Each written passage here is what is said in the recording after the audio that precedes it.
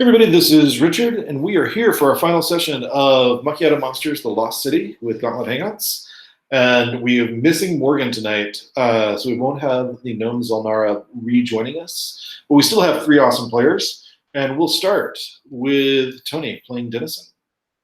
Yeah, so Dennison is he's a juggler who has found himself much deeper in this pyramid than his ziggurat that he thought he would. He is he's kind of an entertainer, but he's also been known to take on gigs that involve protection and a little bit more of his abilities in like the physical realm. So like just being kind of like a sellsword or a bodyguard.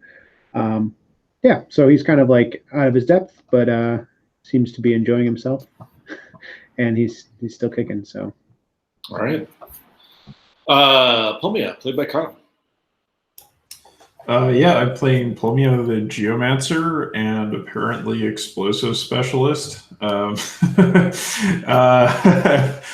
am on this quest to defeat Zargon so that I can get tenure. And I am planning on trying to smoke the enemy out of their lair / burn them alive. So we'll see how that turns out. All right, and finally, last but not least, Tapay, played by Zach. Yeah, I am Zach. I'm playing Tapay the Kobold Musketeer. Tapay is it's kind of a tomb raider and a trader. He deals in antiquity, but discovered that Tapay seems to have a soft spot.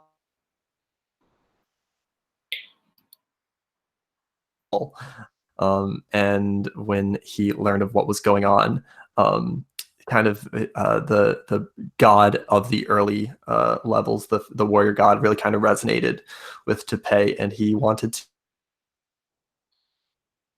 Exactly. I have you breaking up a little bit. Is it just me? Do I need to adjust my bandwidth? I was getting it. Has kind of driven him deep into this pyramid. Hey, could you hear me, Zach? I'm sorry. Okay. Yeah, I can hear you. Can you hear me now? Yeah. Mm-hmm. Am I still? Sorry, you can hear me okay now? Yeah, I can hear you okay now. Okay. Yeah. Should I restart? Yeah, if you can just hit a couple of highlights. I think we got most of it. Okay. Yeah, I'm Tapay, Kobold Musketeer, soft spot for people, really wants to help out all the people that are being oppressed by Zargon. I'm gonna lower my bandwidth slightly. Oh. How can I? You may also okay. There we go. If it starts being bad, you may just want to take your camera off for a moment, and then, but we don't have to worry about it too much. All right, everybody.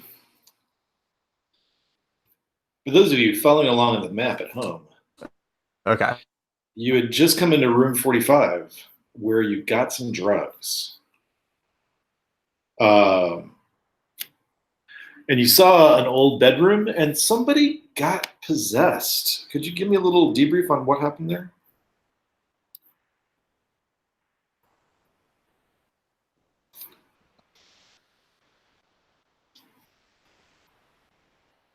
Gosh, it wasn't Pulmia. It was Zach's character. It was it was Tapay that ended up tasting it, I believe. I was thinking right, that was me. Somebody got possessed in addition. Oh, I'm sorry. Somebody got stoned. Darius. Demetrius. Darius's brother. Demetrius. Okay. Darius's good brother. Possessed. Someone was it? It wasn't. Demetrius. Okay. Was that you, Tapay? I did that a lot. Was that you who got possessed, though? Yes, that was Tapay, and Yelnara got stoned. Right. Okay. I was afraid it was backwards briefly because I screwed up writing it down. You guys also had three. You had three or four NPCs with you. You have Messia, who is a D12 archer. You had Borzu, who was a brother of Gorm. Sahar, who was a maiden, a warrior maiden of Matarua. And then you had Cobra, who was a maga of the Samigaras. We had die values for each of those. Cobra got a little sort of messed up in an encounter with some haunts on a previous level. On the prior level, as you were passing through the tombs of some ancient Synodician deities or Synodician kings and queens. But when you got to room 46, you all sat down, recovered. Yelnara did some drugs that somebody randomly had given you guys.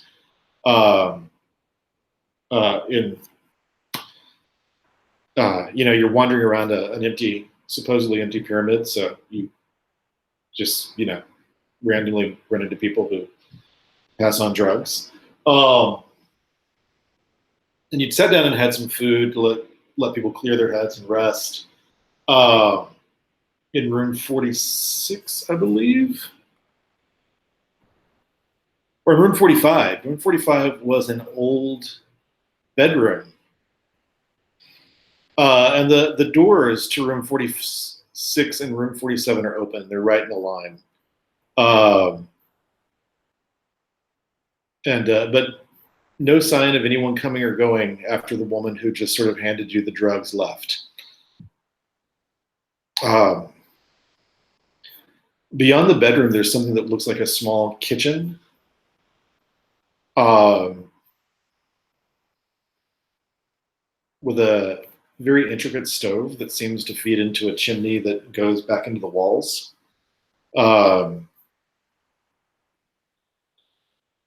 And everything seems to not be ancient and destitute, but you know that this was the quarters of Demetrius, brother of Darius and mage of the Samigaras, who is now possessing Tapay. And that Darius is still alive, so Demetrius cannot be that long dead. And as you sit and rest, letting Cobra and others sort of get their energy back, what are you doing? What are you thinking about? What are you planning?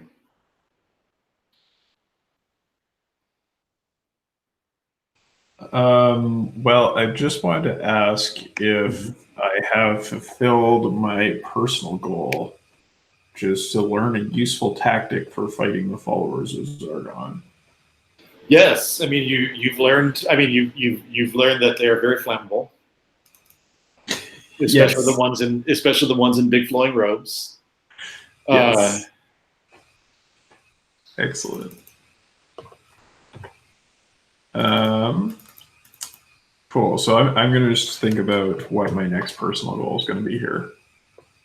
I remember, I seem to recall that Tapay was pretty distraught, and like we were all kind of working. I think it would make sense for, while the others rested, to try to like calm him down. I did kind of a poor job of that at the end of last session where I just started juggling, but I think someone gave him water. I think it was Pulmia that gave him water.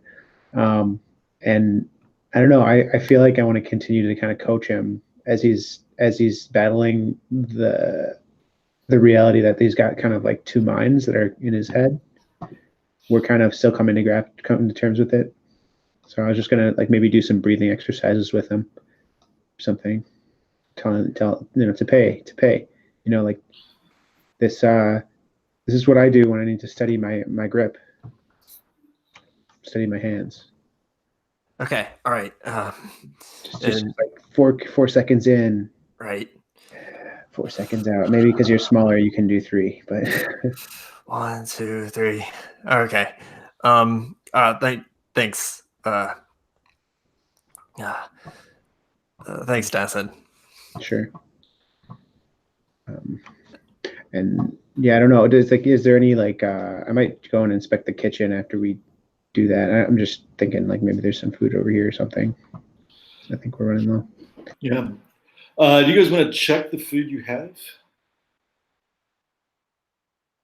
Or did you last time? Did we I already do still that? have. Yeah, I don't have any rations anyway. So Okay.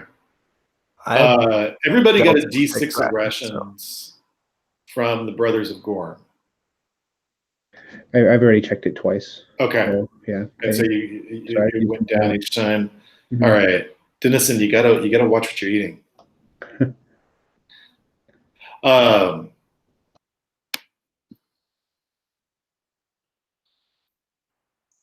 You walk in, Dennison, you're walking into the kitchen. Right. Yeah.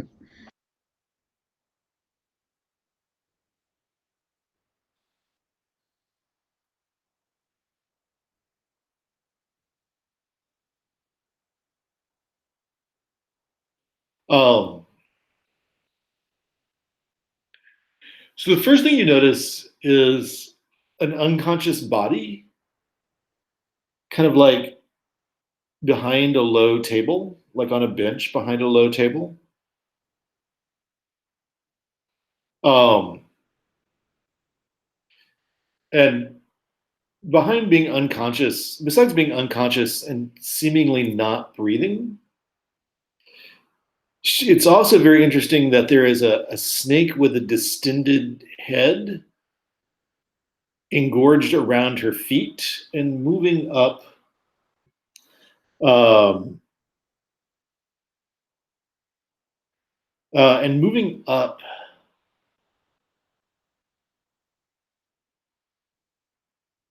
her body. And there's a snake that looks just like it.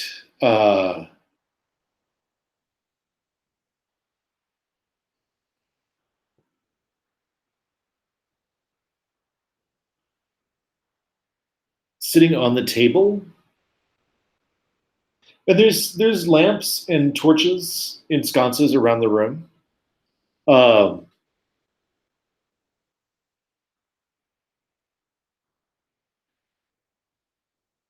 the person who's being swallowed is wearing a rabbit mask. And Dennison, I need you to check your dexterity. Okay.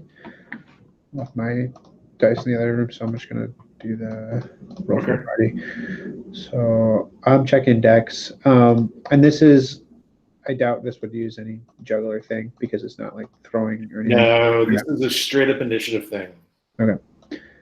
I do well. I get 3 out of 12. All right, you get to act before the snake suddenly started to move towards you, the one that's not swallowing the woman. Mm-hmm. What do you do? So I think I would probably defend myself with mom's sword, even though Oh, I don't want to. I mean, I imagine I'm not close enough for it to be practical to use my ranged weapon, or I'm too close for it to be practical. Like if I can, if I didn't see these things, I'm probably a few yards from it. uh-huh. Correct. So yeah. So I think I'll just use my sword to defend myself against this snake. Okay. I might, yeah. I'm gonna shout for help from the others as well. Is there a way I could even like?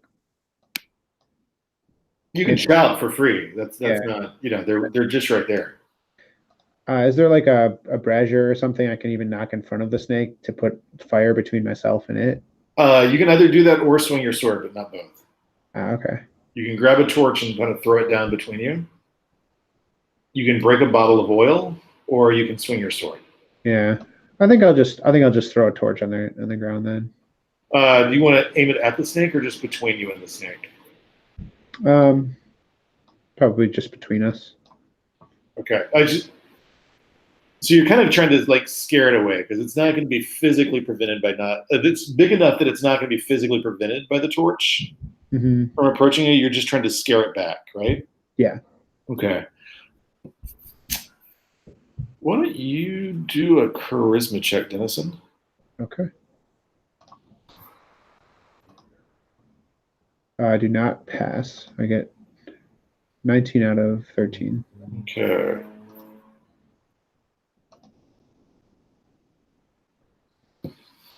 And the snake just sort of and comes around you. And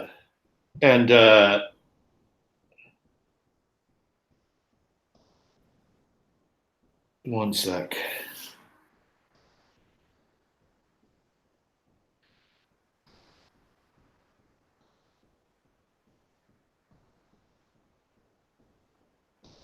Sorry, I scrolled right past them.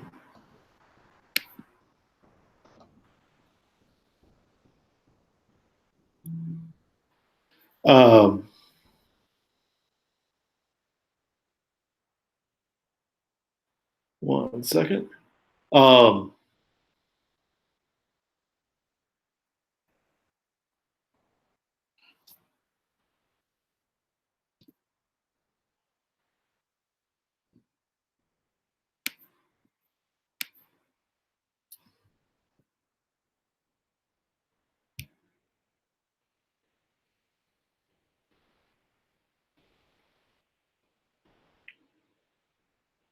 Dennison, it's like lunging for you. Give me one moment to make sure I'm describing this correctly. And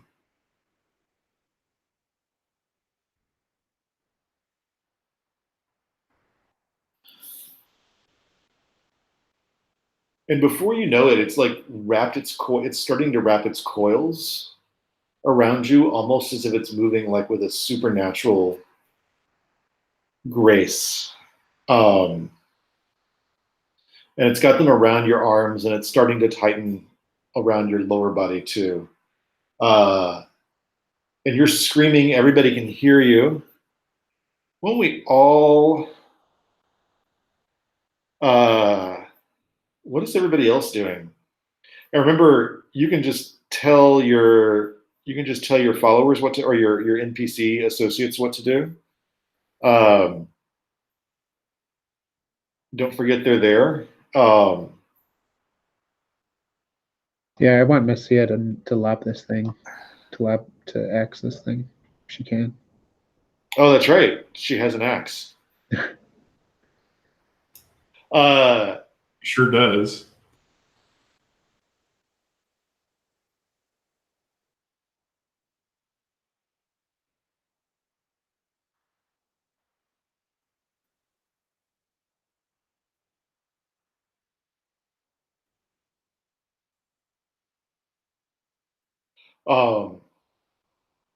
What is so Messia runs in and hits it with the axe. What is everybody else doing?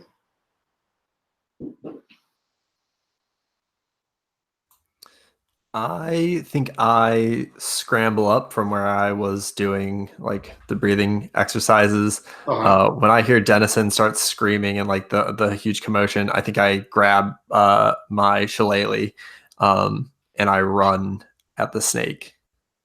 Nice. And I go to smack it. Why don't you make a strength check there, Tapay?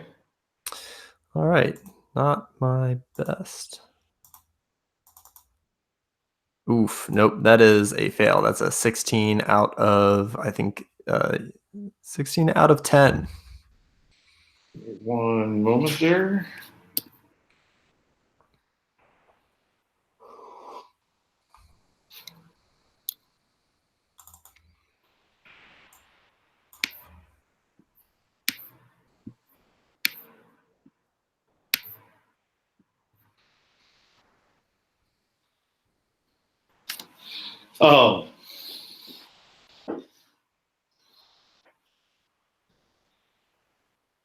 Tapay, you are knock backwards into a bench and sort of half under the table, taking 4 damage as you get sort of knocked around by the snake's very large tail as it continues to wrap itself around Dennison.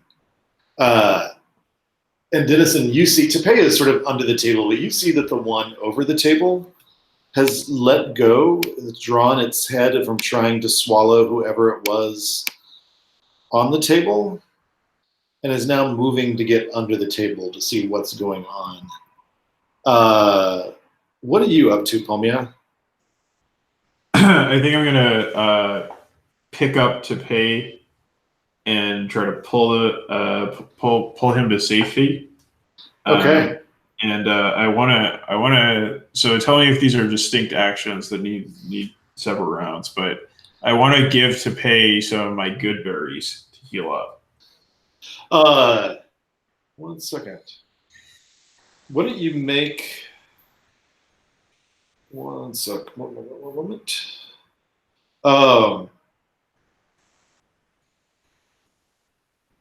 Where did your good berries come from? Those were just in your? Yeah, that's my starting equipment. Okay, yeah. Why don't you give him some of those good berries and check your supply? Okay. We'll do. Let's see. Hopefully, it's not 1 healing. Let's see. All right. Here we go. Just a single D4. I jinxed it. It's a 1. No, no. You heal 1 HP and my good berries are gone. Tapay, you have a hit point back. And I think Pulmia has pulled you a little bit away from the snake, so it's going to have to move to get to you. And we are back to you, Dennison. Unless people want to tell the 3 sort of allies what they're supposed to do.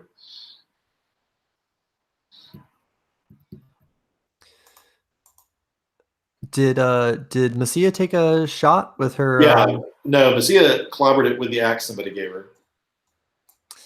I think Borzoi should probably. Borzu? Borzu, yeah. Yeah. Borzu grabs his, I think he had a mace, and clobbers its tail. But kind of skids and slides in the process as he's batted back by the tail, kind of lashing back at him. And what about Zahar? Sahar pulls out her sword and runs it through. 1 second.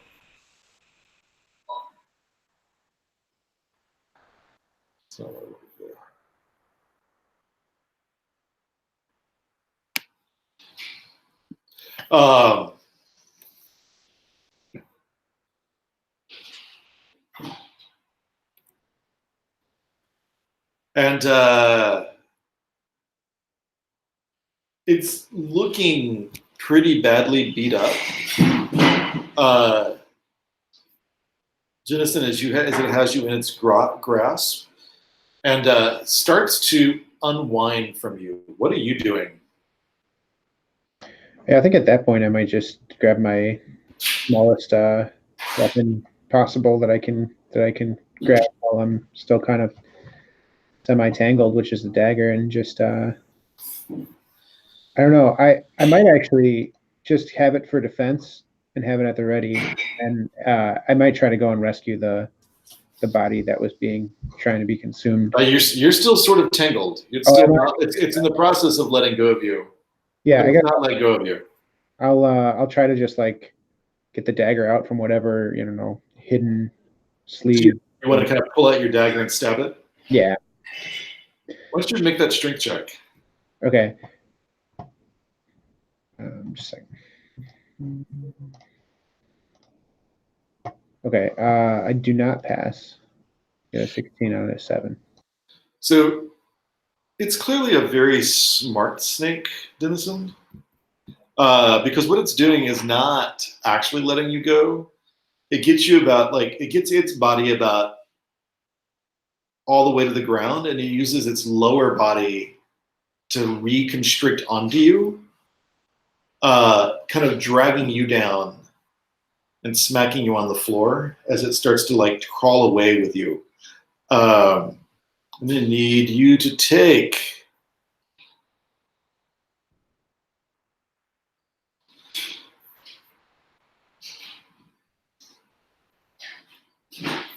Dennison, I'm so sorry. I rolled max 8 damage.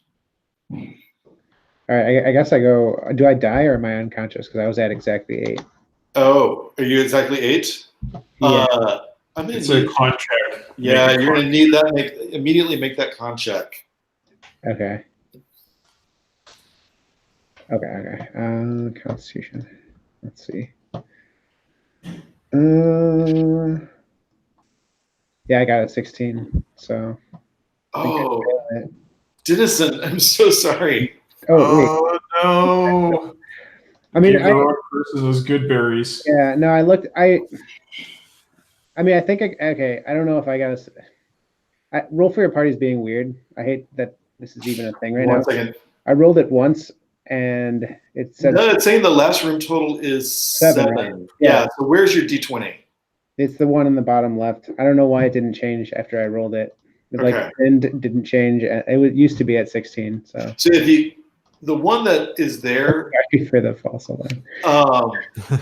just to let you know, because I only recently learned this, the last roll total is that on that list of things right under the X card and script change tools.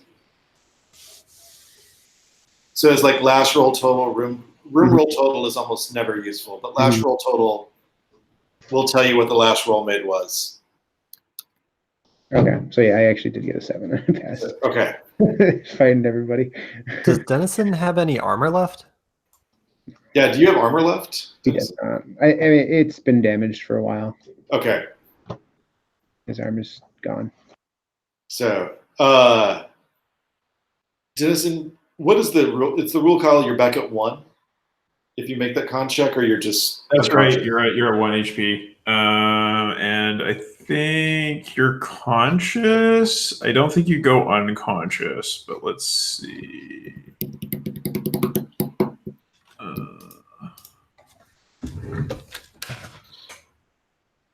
That is the one document I completely screwed up opening.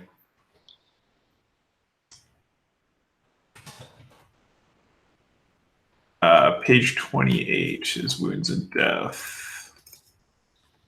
Not to scare you, Dennison. You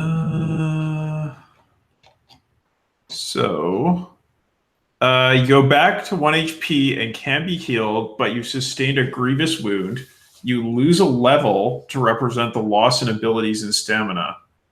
Remove 2 advances, not necessarily your latest ones, and reroll your hit dice if you lost any.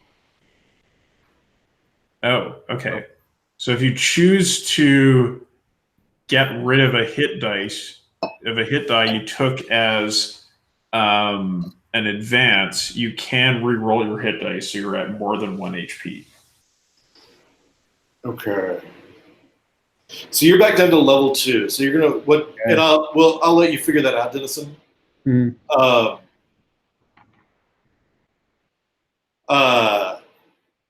As you're down, what's everybody else doing? Dennison looks badly dazed.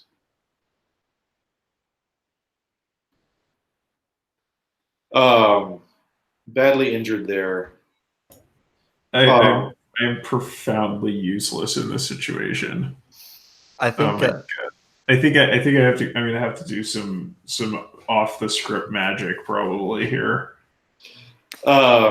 Is there a snakes to sticks spell in this game? Because sticks to snakes ain't gonna do us much good. Snakes don't all get along. The solution to snakes is frequently more snakes. I think Tapay starts cursing. I think he's just like shit as he's loading his arquebus. And I think he's like running up to get running up to beside the snake. I think if it's like trying to leave, He's like trying to run up to it, like a little bit past where it is carrying Dennison, so that he's not at risk of hitting Dennison if possible. I don't know if the room allows for that. Yeah. So is you just gotta- gonna try and take a shot. Yeah, make that dex check. Really hoping this one goes better. Nope, that's a 19. That's a 19. Yeah, you're. It echoes loudly but misses. And at this point, it decides to leave Dennison alone. Dennison is causing a lot of trouble, and it's on you to pay. As it brings its upper body sort of around you, trying to sort of force you down to where it can drag you along after it.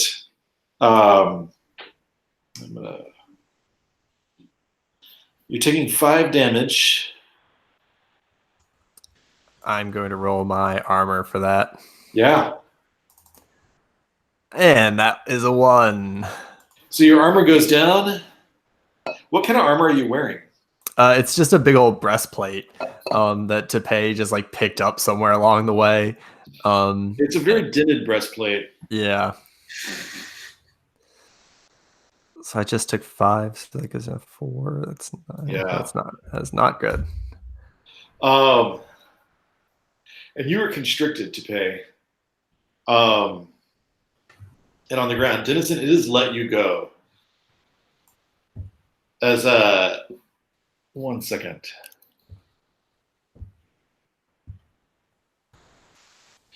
The other one starts rearing back and raising itself up and sort of trying to assess who it's going to pounce on. I'm gonna screw it. I'm gonna give this stakes to stick spell the old college try. How much HP do you think that's gonna cost me? Because this is not a spell I know. Right. So let's count that out. You know spells. Yeah. This is very different than one you know. It is. Let's calculate the cost there. It's going to be fast, I assume? It should be instant, and I can do it with a touch, like touch my wand to them. Yeah. To cast it, so that at least it's not ranged, and it has a practical effect. Right. So I'd say, yeah, so no long range, no area of effect, but it's instant. And it's not one you know. It's not one I know. So 1 moment. I think that, like, based on the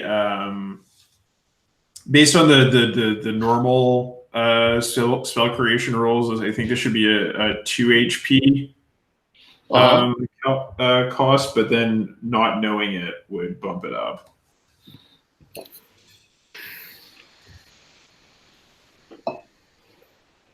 You can see if Cobra knows this spell by rolling a d6, and let's call it high or low. Okay. Go high. That's a low.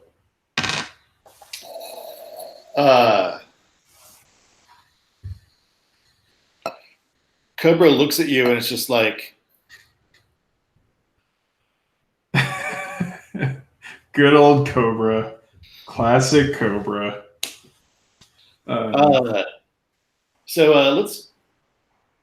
your spells are pretty specific and they're not in this direction. So I'm going to do triple cost. Okay, so that'd be 6 HP. Yeah. All right. Well, I'm going to use my wand, and we'll see how this goes.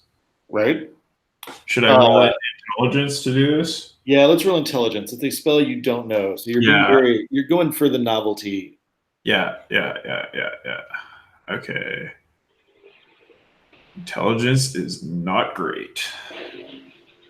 You get a 50-50. Oh, I did say earlier in the first session that I'm casting with wisdom. Do you think that still applies in this I think case? in this case, let's go intelligence since you're Yeah, doing. I think that makes sense to me too. Yeah, you're having to rely on academic. I got a 6. It's happening. It's happening. Yeah. How does your wand do? It's looking at that 6. Yeah. I rolled. What is that? That is a 6. So I am not stepping down. Nice. Which one are you targeting? Definitely the one that is around Tapay. Okay. Tapay, you are surrounded by an intricately carved wooden snake that's sort of connected by bits of string, like the child's toy snake, except really, really large. And it is coiled around you. How much is the snake worth?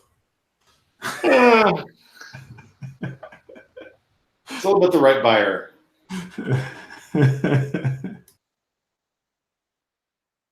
And let us 1 second.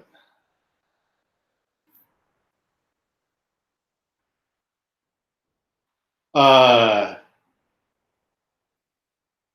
other one is moving towards your group,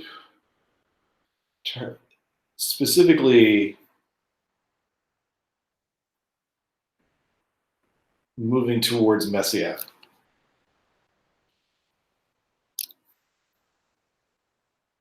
What do you tell the other? What do you tell people to do about this other one? I think as I'm like scrambling out of the wooden snake, I see it coming from Messia, and I like point and call to her and Borzu to take swings at it to smash it, basically.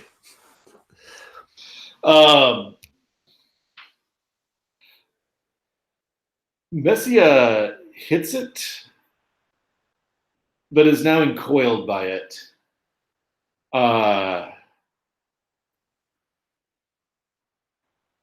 Borzu also hits it, but it sort of knocks him back down with its tail. 1 second. As he goes sort of scrambling backwards, crying. He is in tears.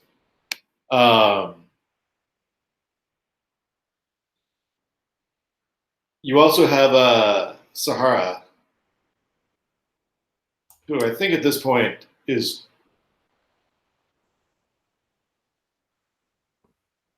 also knocked down. In fact, the snake sort of uses its very strong tail to sort of knock Borzu into Sahara.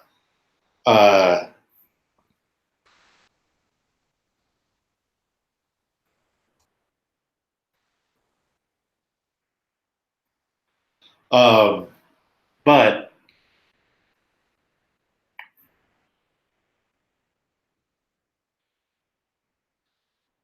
what are you doing, Dennison? I think Dennison will possibly shoot an arrow or something. I think he's going to try to, try to get a couple arrows in this thing. Yeah, why don't you, do you attack twice? Is that one of the advances you kept? Okay. Yes. Well, you attack twice and do damage twice. You attack once and do damage twice. Yeah. So make that dexterity check. Okay, so I'm wrong. You're not immediately threatened by anything, but you might hit Messia. Yeah. Or Borzu, or... Oh, well, I might indeed. I got a 19, so that is a miss. Okay. Against a dex of 12.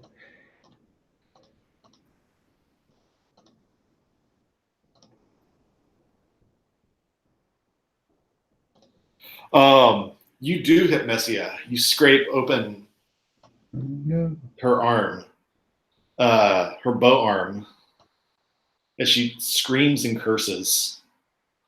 It's not at you, but in the moment, it sort of feels like it's at you. And the snake starts to tighten around her and move to drag her away in its coils. Pulmia, what are you doing?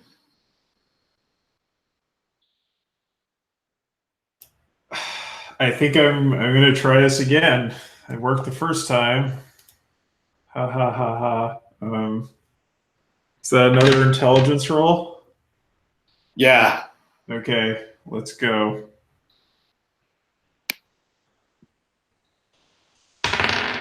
Oh, I got a 20. That's not good. Are we gonna roll in the wild magic table? Is that what's Do you gonna have happen? do you have that wild magic table out? I do. I have it right here. Which page is it on? It is on page 31, the chaos risk die. Let's just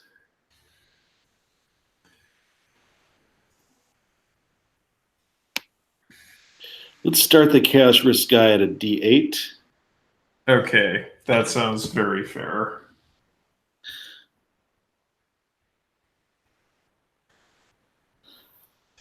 All right, let's go. 5, drain. Lose points in a random stat equal to the HP cost.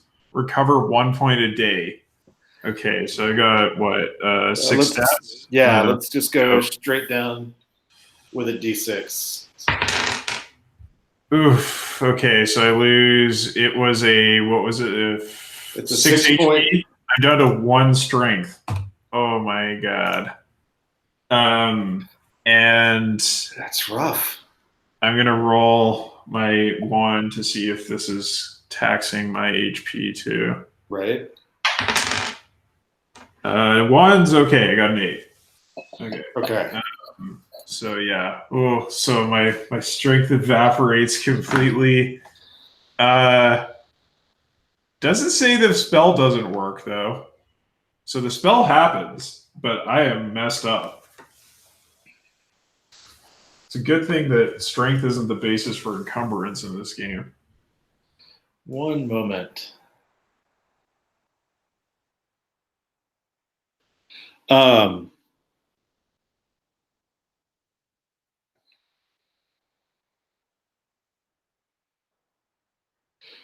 Your spell happens just as Cobra starts to say a spell.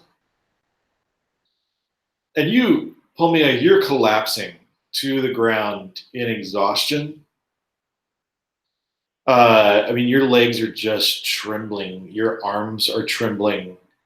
As the snake turns into sort of a weirdly snake-like warp stick that looks almost like a piece of driftwood, and gigantic, like a gigantic piece of snake-like driftwood. And all of a sudden, it catches fire. And Messia just breaks herself out of it. And your little crew is looking pretty beat up, including you guys, as everybody has been knocked around by these snakes. What are you doing?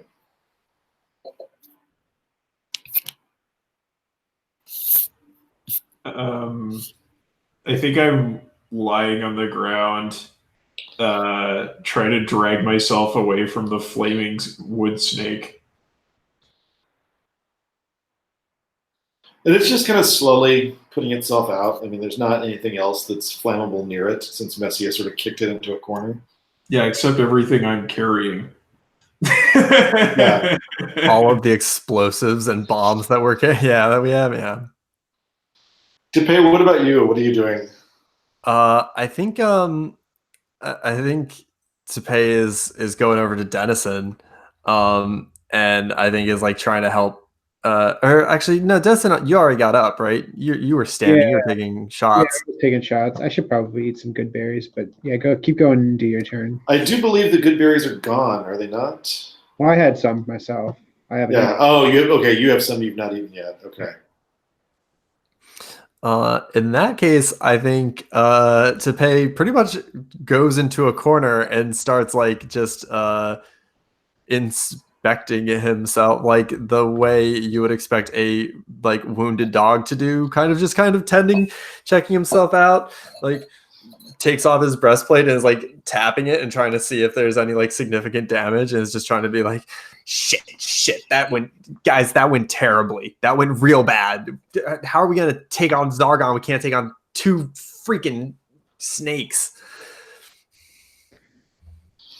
To pay,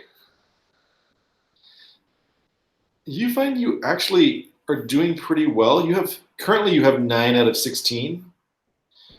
It hurt, but mechanically you have 24 out of 31 hit points. Oh, okay. I'm not going to change your hit dice, but you do have 24 out of 31 hit points. It hurt, but it's not. You're fine. That's 24 out of 31. 24. You don't look wounded at all. Like, Dennison looks beat up. And Dennison, you should re-roll your 2d8 now. Okay. Do I re-roll?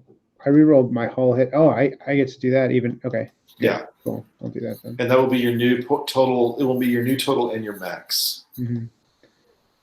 So it goes down to 8, but it could be worse. Yeah. You've got 8 hit points total now. Pulmia, you're in bad shape, but you're okay hit point wise. Yes. I think I can't, like, you see, you just like throwing away my armor and some other assorted crap I was carrying, and kind of push myself up and I say, just don't expect me to do any heavy lifting. That took a lot out of me. And does anybody want these coins? I can't carry these coins anymore. It's some of the coins we stole previously. That is not in character. That is out of character. And I think I'd like say this to the party, but not saying this to the hirelings because I don't want to let them in. Like I don't think that Cobra would be smart enough to catch on about the coins, but I'm not going to. Well, they're in a bag. It's not like you're just like holding up the coin. Yeah. Because Cobra is coming towards you to take your stuff, to help you shoulder stuff. Okay, nice. And Cobra's looking pretty shaky herself. And as she sort of goes to help you sort of divvy up your pack, she looks up and is like, "Are we going to still try to take on Darius?" Of course, we just burn them all to death. Doesn't require any strength. Don't they know we're coming? I suppose.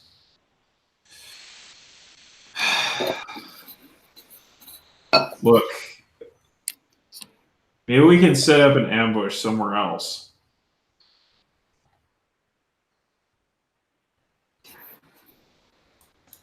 Tapay, Dennison, Messia has come over to sit down next to you, Dennison. Has sort of bandaging her own wounds, and is sort of confused at the fact that you don't seem to have any wounds. Tapay, make a charisma check. You're making a saving throw here.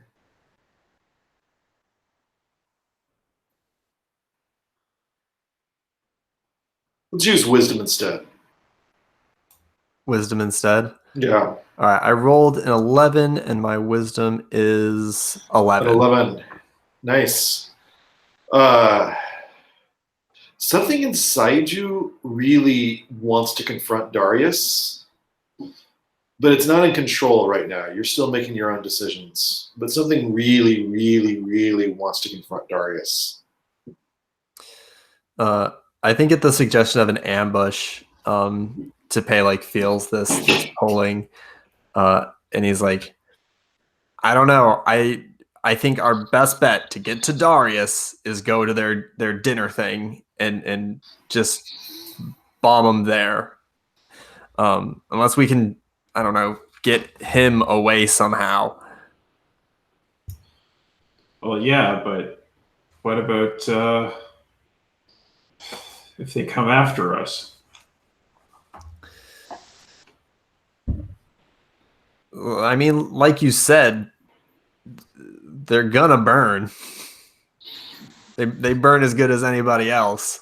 Okay, I'm just saying, if we see a likely place for an ambush, let's use it.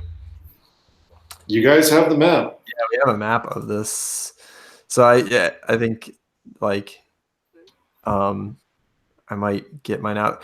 Would Tapay might try to think of try to sort through Darius's memories. Although I guess Darius probably lived in the floor above, or the second floor with the. Demetrius lived here.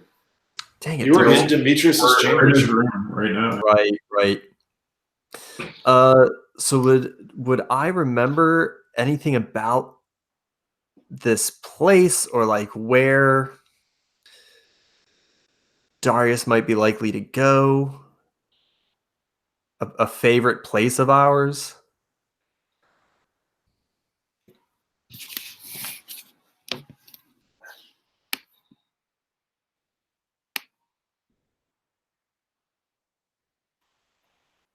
Um,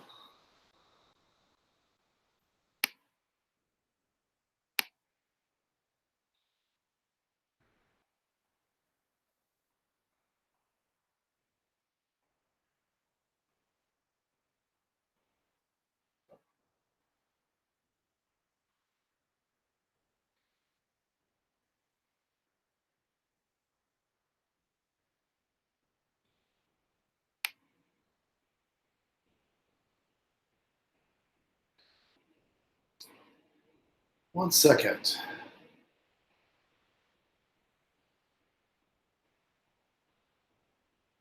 Scan over a couple of places that I.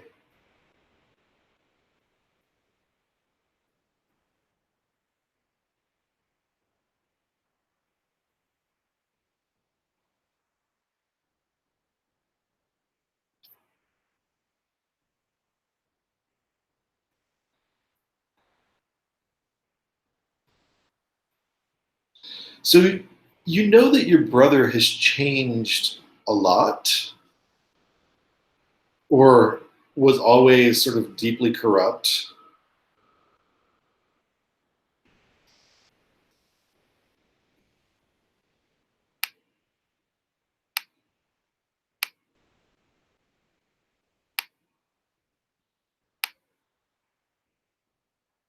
Um,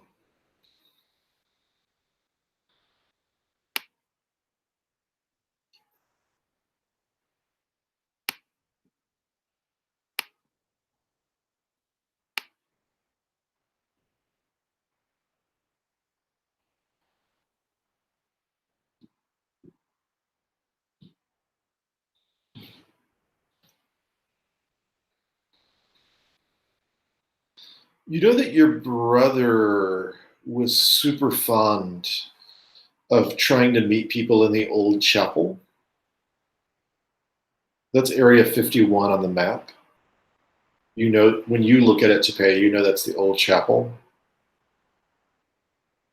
That's where he came to poison you. Um,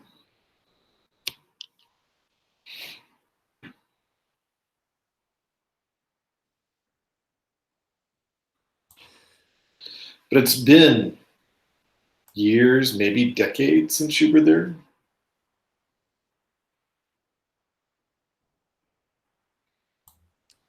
I think I tell this to the others, and I go. I think I point to the chapel on the map. I go, this chapel. That's where Darius killed Demetrius. If he's anywhere before this dinner ceremony, I think he's gonna be there. You know, his chambers are that 55 through 58, or 55 through 57. You don't see 58 on your version of the map. Okay. That's sort of where he keeps a salon with people who come up to visit him from the city, people who worship Zargon. Alternatively, if he's not there, maybe we can draw him there to the chapel. I mean, if I can get to him and draw him out, I could have Demetrius, I don't know, say something to him and draw him out, and maybe we could set up an ambush. Well, what did you say again? Sir, repeat that. If you can have somebody say something to him. Yeah, if I could have Demetrius say something, or if I could say something that only Demetrius would know, maybe I could get Darius to follow me out. You are Darius. Yeah. So if you could have Demetrius, right? Yeah. My special skill is slip out the scrum. I can get out of fights really well. So I think if I can find Darius, I can probably kite him along back to the chapel. Oh, nice. Yeah. You mean like lure him, or just like kind of convince him, or something like? Like if he tries to fight, like I think lure. Basically, like lure him back. So you've got to start a fight and then sort of draw him out. Yeah, draw him back to the chapel. All right. That's fine, but does that mean we're not going to be able to like trap the rest of the Zargonites, the followers of Zargon, in that other 56 area? Yeah, I just don't know. I mean, they all know that we're hostile at this point. It might involve you going in alone. It sounded like what you were saying, or with a limited escort. Yeah, I was thinking alone, just to get Darius back. I'm also totally open to us just going and bombing 56 as well. I'm fine with sticking to the original plan. But if we were thinking, our best option at this point, and I think I'm going to turn to, I'm going to turn to Cobra and I say, Cobra, do you know any wind magic? Cobra looks at you, considering. What's your plan? Well, I was just thinking we could use it to help make sure the flames spread inside there, fan the flames. You can do something like that. All right, Cobra, we're counting on you.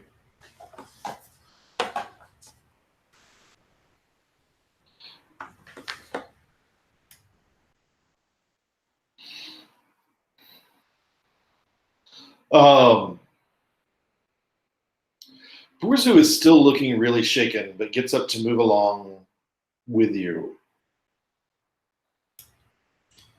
And I think I walk over to Borzu and I say, is there something about snakes? You can see he slammed his head hard on the ground when he got knocked over. Oof. And he's looking a little shaken. And I think I'll give him some water. Yeah. He consumes it. It's still looking pretty screwy. 1 second. Yeah, check your water supply. Yeah, it's fine. I checked it.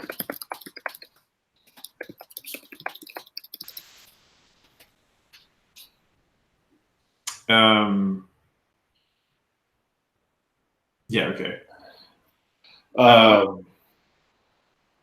Sahar and Cobra are looking a little bit better. Messia is looking sharper. But Borzu is just looking like crap.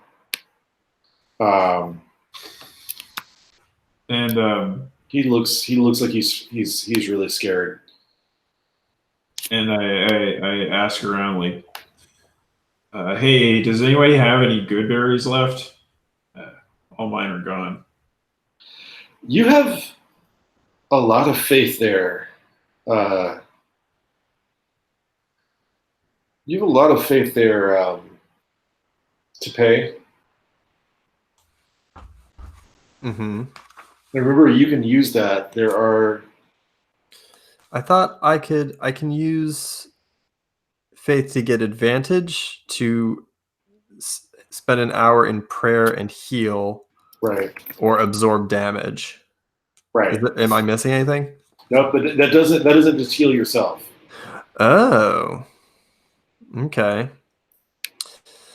All right. Would I need to spend the full hour? Yeah. What are we thinking about time wise on this mission? Do we want to try and? I think I go over to Borzu. I put my hand on one hand on his shoulder and the other like clawed hand, kind of like tapping his face. Hey, you're right. And I think I turn to Pulmia and Dennison and say, he's looking really bad. Should we wait a little while? Maybe board up this place and take some time before we move out? I mean, we need every. Borzu looks at you as like, don't close the door. Those doors are open for a reason. And Tepe, you know you're not supposed to close the door. We're You can make familiar it with that sort of thing. Tepe, you can make an intelligence check. Yeah. And that's a 20. You know you're not supposed to close the doors that are open, but you can't remember why. Okay. And I think I'll just say, hey, Borzu, why don't you just go back up and get some rest? I don't want to see you die. Do you want to take the hour or do you want to send him away? I'm in favor of sending him away. I don't know. I could go either way. Whatever the pace says. I think sorry, which room are we in again? 46? We're in 46 and we can't close the doors. Oh, has anyone checked out the body that the snake was eating? Oh, there is a very ornate, it's a androgynous figure in a ornate bunny mask and a very, very intricate necklace. You suspect the value of the necklace, Pulmia and Tapay both, would be in the intricacy of the craft work, less than the metals themselves are not unvaluable, but the intricacy of the craft work makes it even more significant. Yeah, I don't know. I don't really know if I want to sit in an unguarded open door room for an hour. That doesn't seem like it. So I think probably sending Borzu back up might be the good call. And regarding the necklace, I'm open to whatever. I'm open to looting it. I couldn't possibly carry anymore. First, go ahead and take it. Yeah. Borzu kind of starts to sob and sort of move away from you. And I'll go over to Borgia because I'm not taking that necklace, and I say, "Hey, look, you fought well." And he just sort of turns around and walks away back to the ladder where it goes up. And I just shrug, look at my amulet of Gorm for a moment. I did have good berries. I should have offered them to him. I guess we could keep them for myself. I'm gonna need them. So I think I think Dennison goes and May takes the necklace off of the figure that was being eaten or coiled. It is there's a lot of semi-precious stones, but it's a combination of electrum and it looks like bronze. But like I said, the value of it is in the intricacy of the craft work, not the components of the necklace itself. You're suspecting this kind of expert jewelry making would, in an ornate style, Tapay. You could have sold this to Hiram for significant chunk of change. And there's other people out there who, but does bring Hiram to mind. And with that, let's go to a 13-minute break. Let's be back at 9:40. I guess that's 8:40 for you, Kyle, or 7:40. 40 after the hour. So I will see you guys in a bit.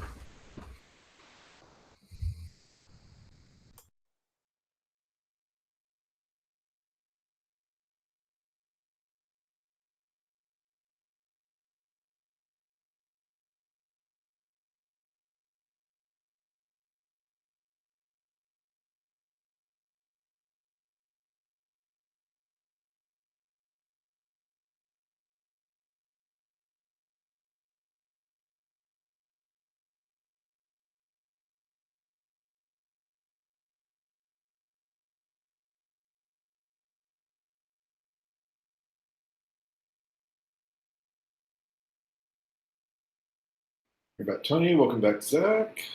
Just give Kyle a moment. Ooh. Hey. Hello. All right. Back, everybody. So I'm not going to do sort of the blow by blow, since you guys have like a specific destination and the map. And you have a couple of pointers and a couple of guides who go this way all the time. They take you through room 47 and room 49. And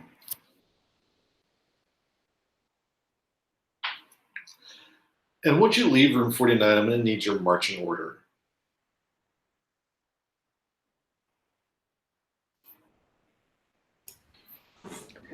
I could probably I'll stay close to where Pulmia is. Maybe like she could be in the middle and I'll be in the back or something. Yeah, I'm good with going in the middle. I'm certainly not going to be attacking anyone with a melee weapon. Just so you know, these corridors are wide enough to walk 2 by 2 if that's what you prefer to do. There's 3 of you, and you have 3 allies. Messia, who's not at 100%, but Messia not being 100% is still better than most people. And Cobra and Sahara, who are both looking pretty stable. They're looking pretty much up there. I think with my really high ghost health and my sort of memories of this place, Tapay would be taking the lead, and taking the lead either with Messia or Sahara. Okay. So that would leave somebody walking next to who's in back with you, Dennison. It could be me and Cobra, and then we could just have like Pulmia like in front of us or something. Okay.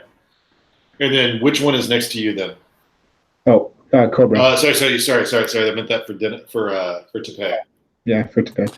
I'll take Messia. I'll take Messia since Tapay and Messia had a bit of a history.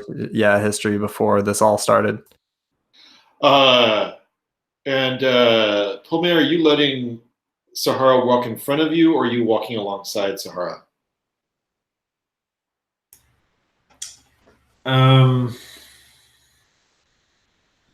That would put us in the second rank, right? Right. Yeah. I'll walk beside her. Okay. All right. So these 2 rooms, both of them had like large stone or metal sort of guardian statues at each door. But small things Sahara says to do. Don't shut the door in 47 in 47. In room 49, there's something they do to keep the gargoyles still. And then you come into a hallway where all the torches have been extinguished. So the only light you have is what you have. Tapay, are you or Messia holding a torch or a lantern?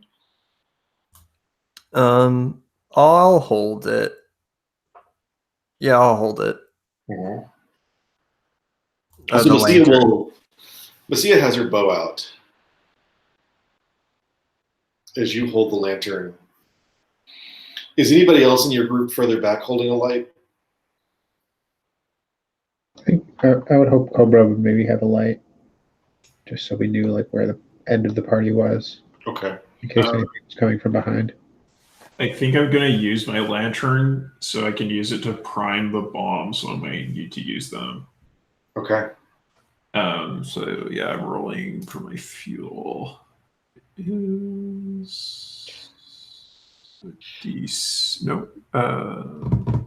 don't need to roll yet because you've not been using them since most of the corridors have had torches. Yeah. Okay. so that the people who move around keep the torches in most of the corridors lit. So you've not had to use your lantern consistently, so I'm not going to ask you to check fuel quite yet. Okay, cool.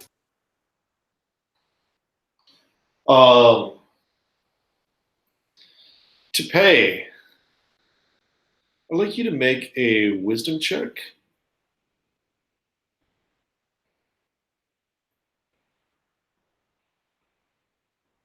I gotta delete this digital die. I rolled a 19.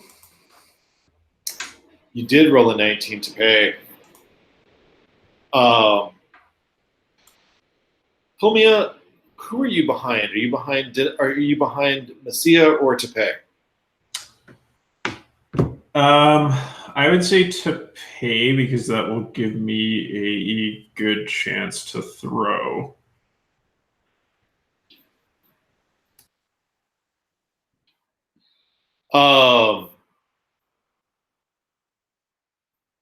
So I'd like you to make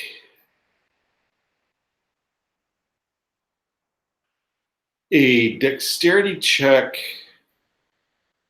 1 second. At advantage. Pulmia, both because you're moving pretty slow and shaky. But what you see in front of you is you see Messia sort of like pull back. And then you see Tapay and Tapay's light vanish, like sink and vanish, like fall into something and vanish. And I'd like you to make a dexterity check at advantage. Yeah, I totally aced it. I got a 1. Did you get double success or just a 1? Yes, I did get double success. Oh, Pulmia, yeah. Yeah, Pulmia, you both this is ultra critical. Yeah, you because you stop so abruptly, Sahar is able to also stop super abruptly and not run into Messia. And Tapay, I know you were waiting for this moment. I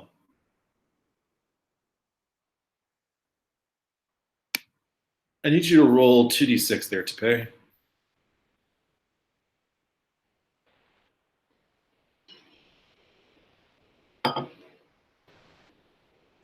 Got a 1 and a 6. You're going to take 7 points of damage. Give me 1 second. And you drop your lantern, but then you catch it before it hits the spikes. And you only scrape yourself on the spikes. So it's pretty much just the wind being knocked out of you and not yourself being gored on one of the spikes. But you just fell into a spike trap. And Sahar and Cobra are both baffled and confused that it was here. It has never been here before. So somebody, in other words, so it may have been here before, but no one had set it to where it would drop on contact. And Cobra and Sahar kind of look at each other and so they know we're coming. Tapay, you can climb out of this. It's not terribly deep. And the rest of you can sort of just kind of step around it. It's the 49A, so it's at a junction. So you can sort of step around the edge very slowly as Tapay is coming out.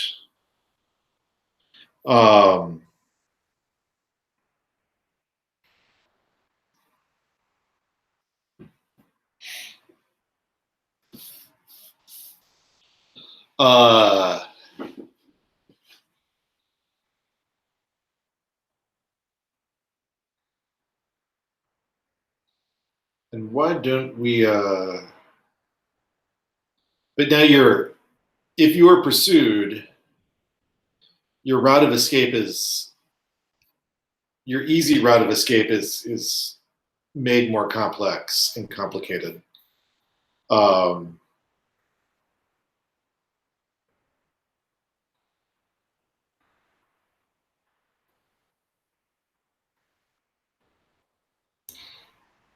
unfortunately, don't have anything you could use to bridge that. I think Tapay like crawls out cursing and he starts like knocking on his head. He's like, "You have to tell me about these things. You have to tell me, or else we're gonna die." And I think what you hear to pay is, "That's new."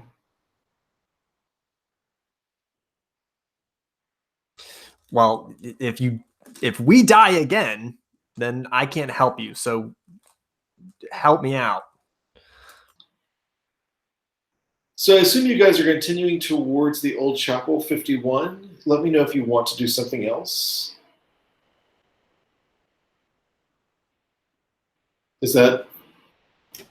I don't think we're headed to the old chapel. I think we're headed to 56. That the Right. there's a secret door there. Yeah, So the route is a secret door there. The route that's mapped is the route that's on there is a secret door. we have to go to the chapel. I was super lazy and gave them the GM map, and I'm just telling them what they can't see. It's very efficient, but it doesn't build a lot of suspense. That's true. Okay, fair. So yeah, it is 51 indeed. Okay. All right. So as you get a little bit closer to 51, you can see that some light is under that door. Not, like a torch-filled room or anything like that, but there's a little bit of light coming from the door.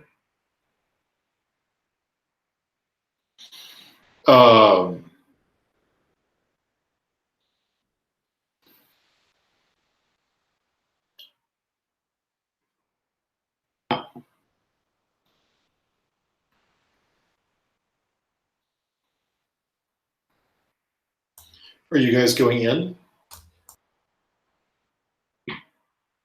I might ask Tapay, like, what do you think they're doing in there? Like, now, all the Dennison, just remember, contextualize that all the rooms have had torches in them. oh yeah. I mean, Might not just be people. There might not be people. This doesn't seem like a very big amount of, but then again, it's a huge room.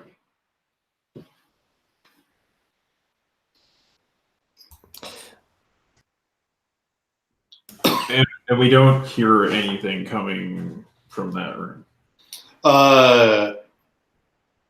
Tapay, would you like to listen at the door? Sure. Why don't you make a wisdom check?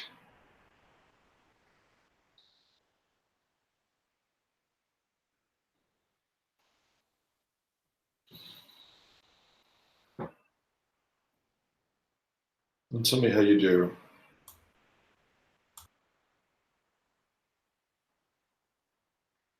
I pass with a 7 out of 11. You think you hear movement, but then everything is very still.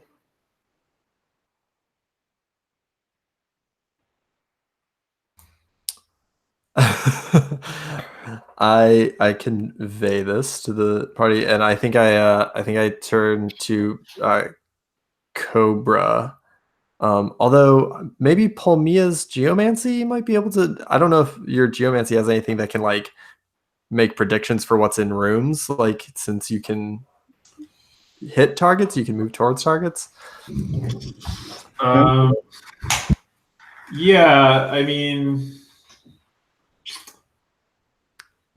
I think it's very close to the sort of divination I can do. So maybe I could cast something. I just don't have a spell like, specifically for that.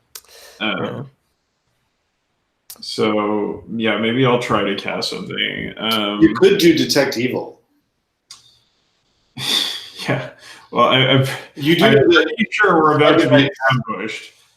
You do know that Zargonites are evil, but you know that lots of other people, you've met many of them, use this area and traverse along this area. Okay. Yeah, detect evil sounds good. Let's do a detect evil. I'm not going to ask you for a roll, but do roll your wand. Yeah, sure thing. Ooh, it finally stepped down. Okay. But did it absorb that whole 3-point cost, or? No, it only absorbed 2. So yeah, you're taking 1 point. 1 HP. Yeah. Okay, so that's 8. That wand feels so heavy. Oh my Just God. picking it up from your belt to your muscles are so sore, Pulmia. It's a direct. I'm having serious bleed because I've been a wreck for the last 3 days. I can definitely sympathize with Pulmia. I have also been in this where like absurdly lightweight things just are way too much more than I can learn to deal with.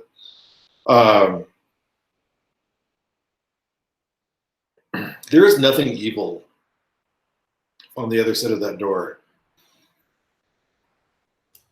Yeah, and I say, I'm really surprised, but So there is something. whatever is on the other side of that door is not evil. We proceed with caution. Maybe they won't try to kill us.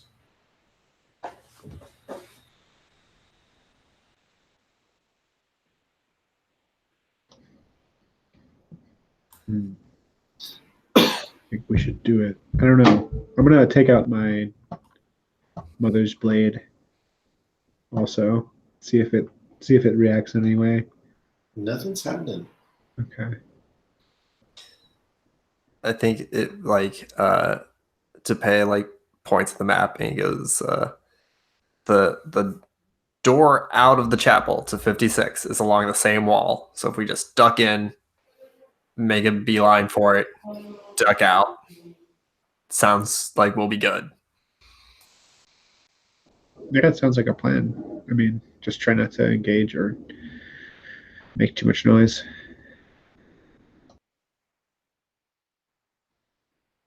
Tapay, you've already made this check, so and you guys are opening the door and sort of trying to moving along the wall to the map. Correct? Is that? Yep. Yeah, sorry. Yeah. Tapay, you've already made this check and made it well, so I'm going to have you make it again at advantage. It's going to be a wisdom check.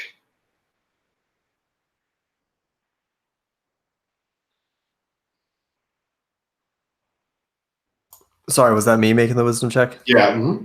Okay. And treat your wisdom is 16 for this. Okay. And did you also say at advantage? Yeah. Okay. All right. That was a 3 and a 15. Pulmia, you're next. So you make a wisdom check straight up.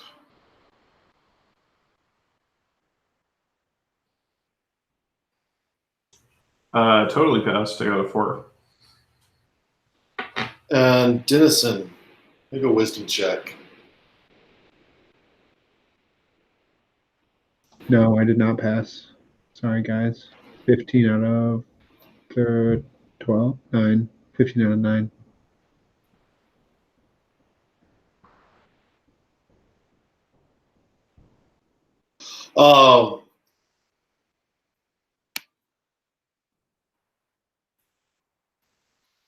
So you guys open the door, and you don't see anyone in the chapel at first. What you just see are the sort of the rear sides of the 3 statues that you saw upstairs, or like on the roof of the pyramid, on the top of the pyramid, in the same order, with Usamigaris right between Gorm and Matarua. But these statues have been pretty beaten up. But there are still like burnt out candles and little bits of, like, they look like cloth flowers or paper flowers sort of scattered at the base. Most of the torches in the room are out, but there's a couple of lanterns hanging over the altar, like from long chains up from the sort of gallery ceiling, that give you a little light along the back wall. And your plan is to just sort of bolt along that back wall to get to the next hallway, correct? Yes. And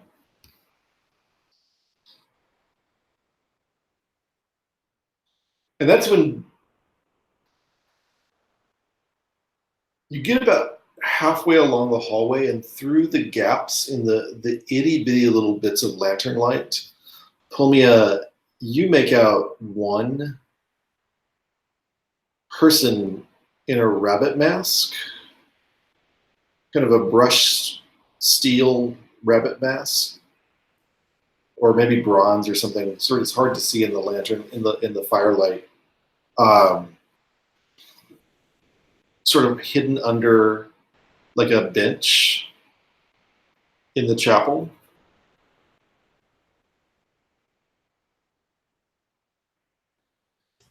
Yes. As soon as Pulmia sees that, Tapay, you see there is at least 5 people in rabbit mask sort of glaring at you, almost like they're not trying to hide right away, but they're trying to be in position that they could hide if you react to them. And like, everybody make a charisma check real quick.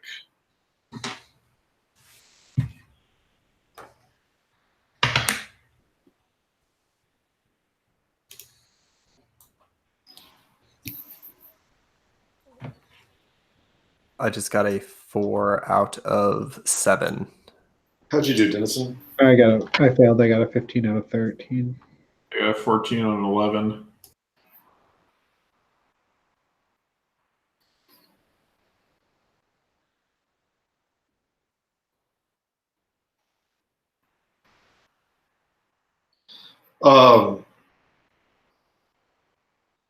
You guys are about halfway along the wall when you see this.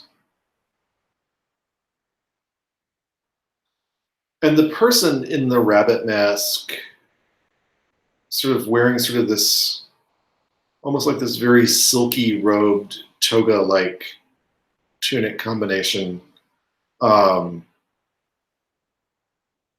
scuttles along on all fours towards you, Tapay, and stops at sort of a respectful distance.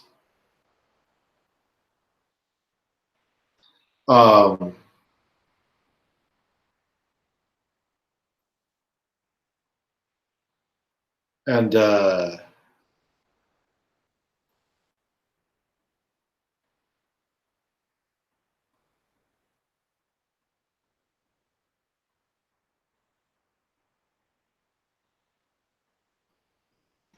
pushes you a bottle of something.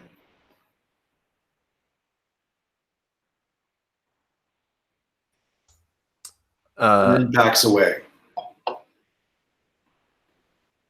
I think Tapay like shoots a glance at Pulmia because Pulmia told him these people weren't evil, and then like takes the bottle and takes it, sniffs it. It smells, I mean, it definitely has alcohol and herbs of some sort in here.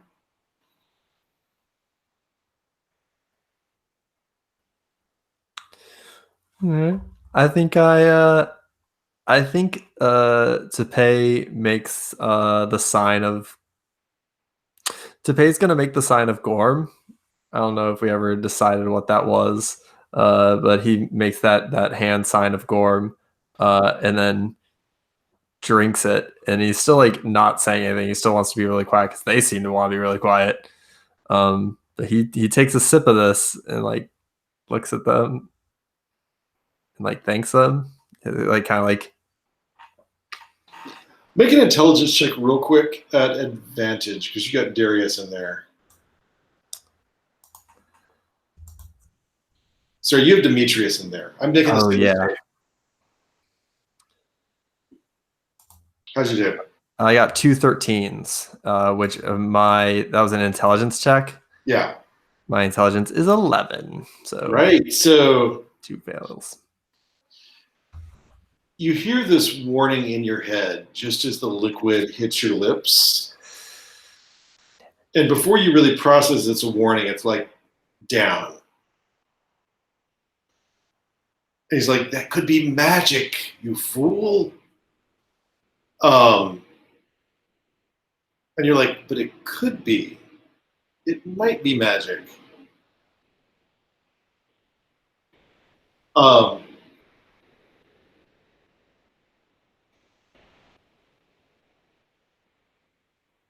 and the one who gave you the bottle to pay was clearly about to sort of scuttle back away underneath the benches and behind the pillars where the others have gone that you saw. Like as soon as that one scuttled forward, the others sort of darted back behind into the shadows where you can't see them. Pulmia, you can't see any of the ones except for the one who sort of moved to intercept Tapay. And that one just sort of froze in place. Tapay, though, is not frozen in place. Tapay is about a foot and a half off the ground.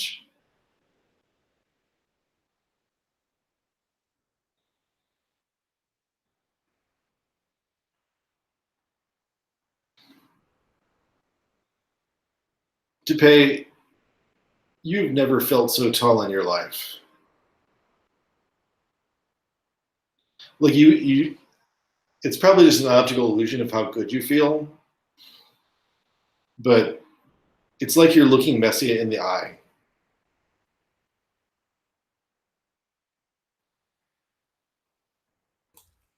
Space having a weird day.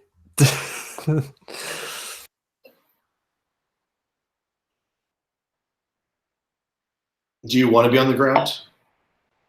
Yes. You're on the ground now. Oh. Okay. I try to float again. You do. Okay. I think I turned I think I'm still not trying to make too much noise. Or shit, I don't know. I think I gestured to the others like what do we do? To keep going? What do we do? I think I go back to the ground. Should we keep going? Should we figure this out? What is happening? I don't know. Would this be a situation where I could check to see if I know the language of the rabbit people? You can. All right. And I will test. So I must have done wisdom last time, so I'll do charisma this time. Nice. All right.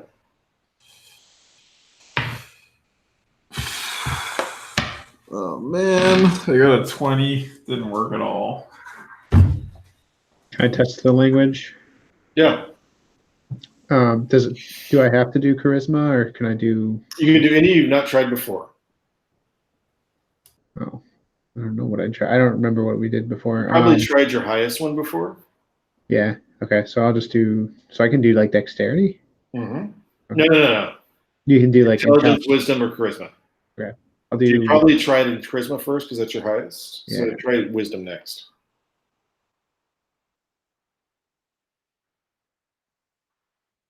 Okay. I do not know what they're saying. Okay. But yeah, I don't know. I might take out the amulet that I got and just kind of like and just kind of hold it out, not to anybody, but just have it there in case What's the amulet? The Gorm amulet? or a necklace rather. Oh, the really expensive one? Yeah, the really expensive necklace. Because what I'm not really planning on making it too visible yet. I just want to I want to get Tapay's attention a little bit and just be like, Tapay, maybe we should keep moving. You know. Yeah. You know what these guys are doing here. Yeah, if Tapay was still in front, I think he's cool with that. Just continuing to move forward to the door. If these are people that we can help, which it kind of seems like, then we can come back to them.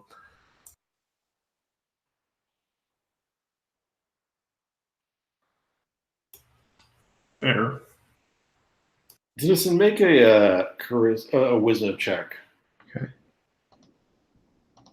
And tell me how you do.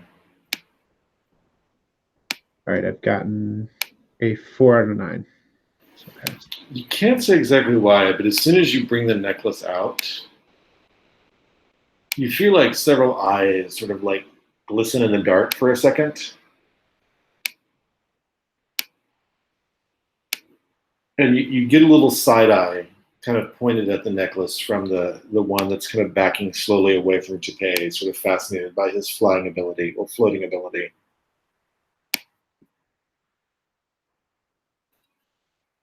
I have a feeling they might want this. I'll kind of just relay it to the others. So, like, if we need to, we might be able to use it as a distraction. All right. Should I test my wisdom to see if I can understand them, or do we just want to? Yeah, you can. What do you guys want to take that time for that, or do we just want to move out? But we can do it while we're here. It's fine. Yeah, go ahead. That is a nat 1. Tapay, this is not the standard cant, but it's a variation on cant, and you don't start to put it together until you hear them say specific words backwards.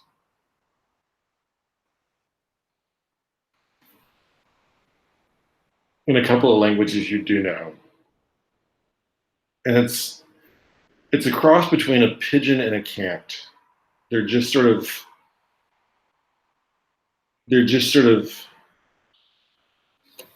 borrowing words from various languages and saying them in various orders, but these are all very new languages.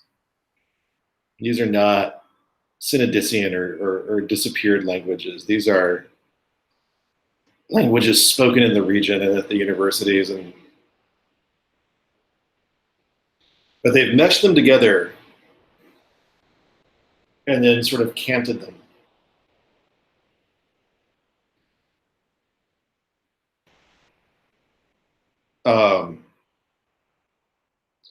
And the one who was talking to you sort of scrambles backwards under a bench, and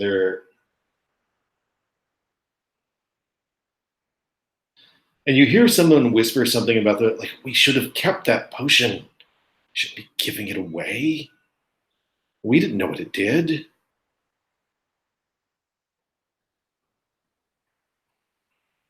And you hear someone you swear was the one who initially gave it to you, like, I liked him.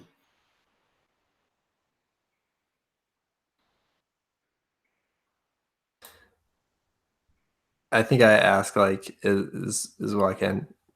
You help? You help? Make a charisma check again, Tapay.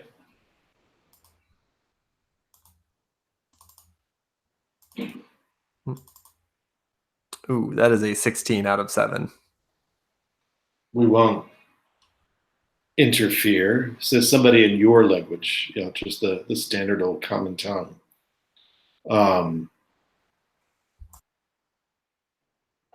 If you guys really think we want help from them, I can try to impress them by juggling. I have like. And I'm always here for juggling. Go for it. Yeah. Okay. So I'll take. What am I gonna juggle? I guess I'm just gonna. Yeah. I'll take. Make a charisma check at advantage because of your juggling. Yeah. 3 like. Small bag of coins. I'm trying to look in my inventory real quick. Yeah, like an amulet with Gorm's face. The other necklace, the masterwork necklace, and my dagger or my Okay, I'll do my rolls. Let's see.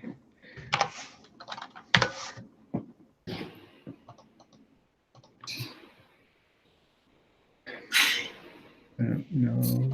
Oh, there it is. Okay, so how do I do? I fail and succeed. So, all right. Yeah. One of them was 20, but one was 11. That's a success.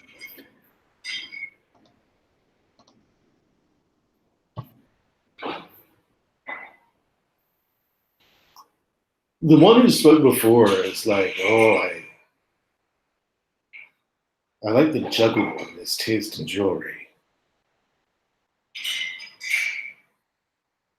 All right.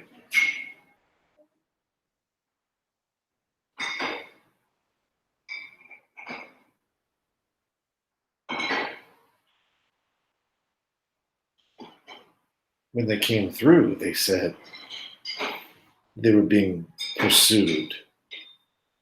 Are you the pursuers? What are they saying? They're just saying this in common. Oh, they're saying it in common now. Yeah. Where? Or at least the guy who's kind of hidden behind a pillar wearing that rabbit mask says it in common. They We said are. they were being pursued. Are you the pursuers? We are. We're attempting to rid this place of Zargon.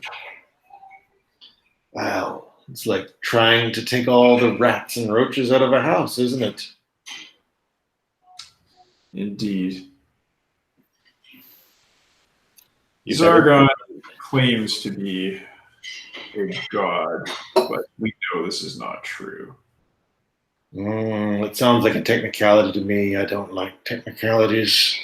But I do like jugglers. Who doesn't? And Sylvia thinks the kobold's amusing.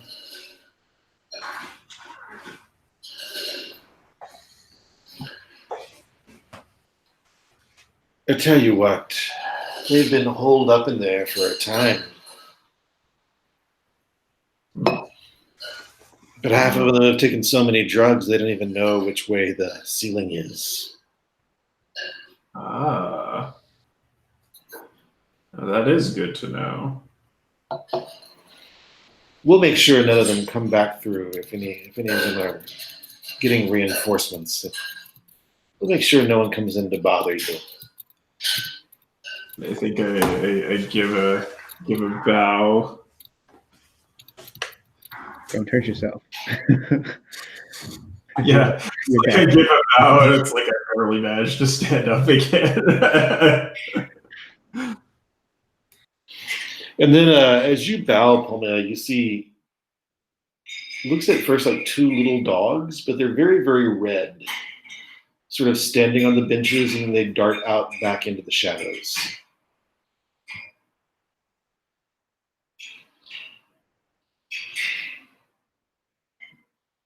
Do I recognize them at all? They look a little like foxes. Mm. I And see. then the one you're guessing was Sylvia, the one you're pretty sure gave Tapay the potion, is just sitting on a bench now, staring at the six of you.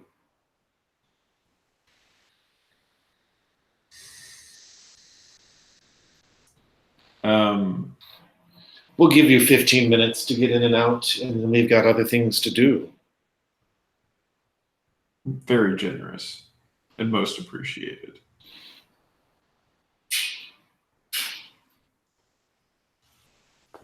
So that's our cue.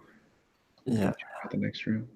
Just before we leave, I would like to take out some coins, some money, and ask for gunpowder in as many, like, just say the word for gunpowder in as many languages as I can think of, in hopes that like they know it in one, and see if they have come across any or brought any in or have any somehow. I would love to hear.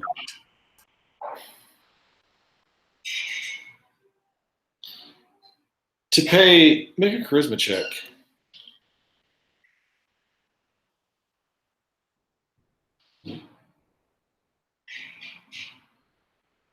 That is a 13 out of 7.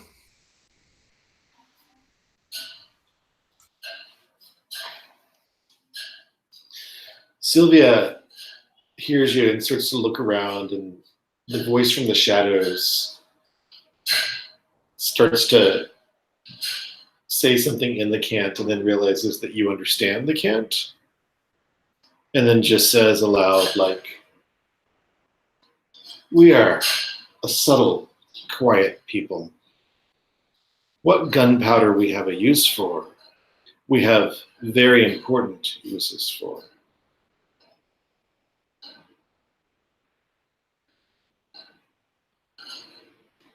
And I'm afraid we can't just hand it over to you."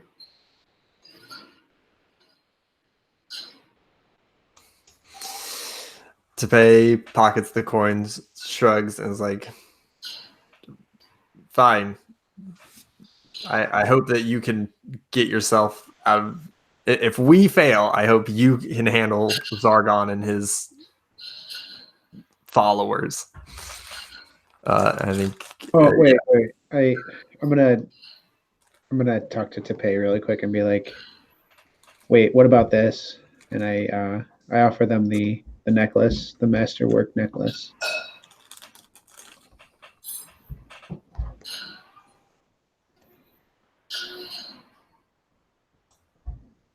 I Sylvia considers sitting there in like her robe and toga over the robe and the silver, the brushed steel mask. But out from behind the benches, coming up one of those aisles, is a fox holding a sort of leather case. And the fox sort of comes towards you, Dennison, and then lowers its head like it's going to set the case down, but then keeps watching you with its eyes. I think Dennison just kind of stares back. Its ears are perked up, and it sort of like taps the case on the ground, like about 5 feet from you, and then backs up with the case in its mouth, and then just watches the ground in front of you. I'll kind of do a similar motion where I lower it with my hand and place it on the ground and back up a bit so that, or take the case and. Yeah, it drops the case and snatches the necklace and darts back into the shadows. Sweet. Dennison, are you sure? That snake almost killed you. You deserved that necklace. That's all right. I'm sure there's more riches in my future, but it will mean nothing if Sargon continues to terrorize this ziggurat, this temple. I'm gonna make sure that Pulmia has all the help she needs since carrying this thing and getting it engineered to her specifications.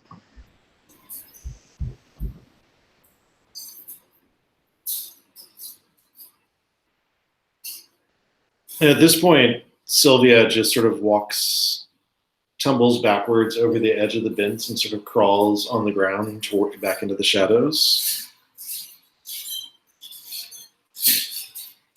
You now have 10 minutes. Flying kobold. Yeah, I'm good to go. Is there any chance I could use any of that gunpowder to replenish my musket shot? Yeah, let's give you a D8 of musket shot. What are you at right now? I'm at Delta 4. I don't want to take all of it. If we can't divide it up, then I don't want to like. I mean, nobody else has has something they could really use it on other than just burning it. Okay. Is that okay? Other than using it as the explosive, because I think that's what you were going for. Also, you don't really have a place to divvy it up. Do we want to save it for the explosives rather than using it for my? That's what I was initially thinking that, but it's for my musket. But let's call it a D10. If you add your musket powder to it, it's a D10. I honestly think we're probably better off using it for musket shot. Yeah, because the bombs are just there to start a fire, and we don't really have the means to construct like a grenade or something. Like that's going to be a little more than we can handle. Okay, is that okay with you, Tony? You traded your necklace for it. I don't want to steal it from you. No, that's great. That's great. Okay. Use it for more shots. Yeah. Yeah, I can really unload with a Delta 10.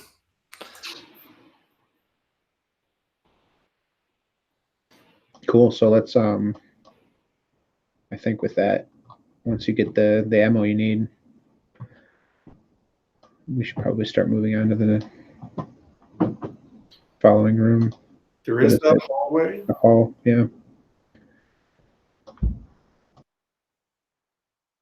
And are we going to keep us kind of a similar marching order? Yeah. Okay. Mm-hmm. Do either of y'all want to swig of this floating potion? You used it. It's not a lot. Oh, wasn't it a potions are, you know, a good student of a potion is going to take the potion. What was the Delta 8 you gave me with that bottle? Is that how many? That's an effect. Oh, that's the effect. Okay.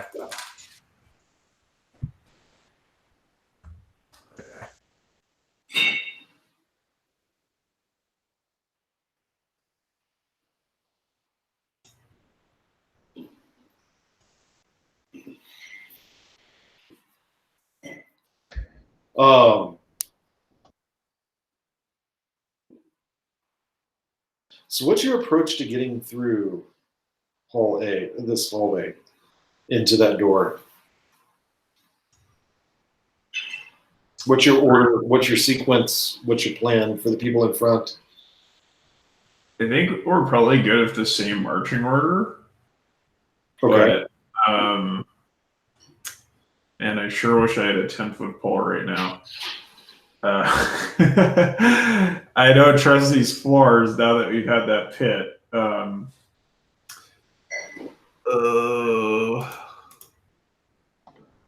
mean, it's like Tapay can just float over, but it's like Messia's right there. Yeah. Yeah.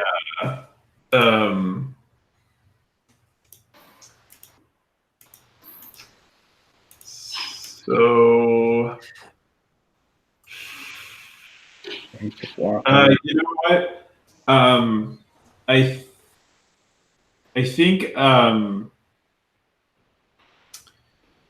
want to use auspicious placement to figure out a good position for us to stand in order to make our attack.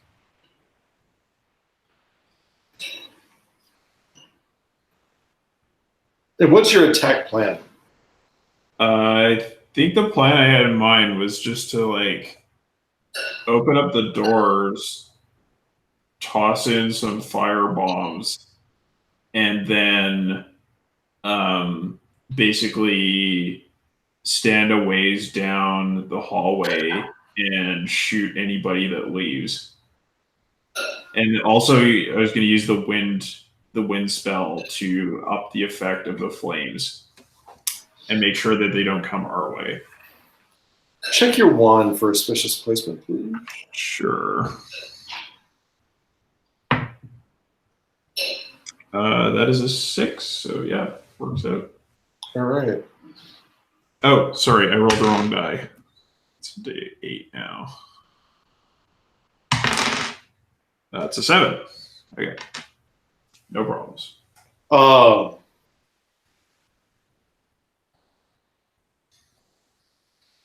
You know there's a trap, and you know not to touch certain parts of the floor. Mm-hmm. But you will need to be in front, Pulmia. Okay. To ensure no one does that. Okay. And I think I just say to Tapay, I can. There's a trap up ahead. I'll make sure none of us fall in, but you just stay close to me in case I fall. So it's Pulmia and Tapay, Sahar and Messia, and Dennison and Cobra in the back. Correct? Mm-hmm. You know,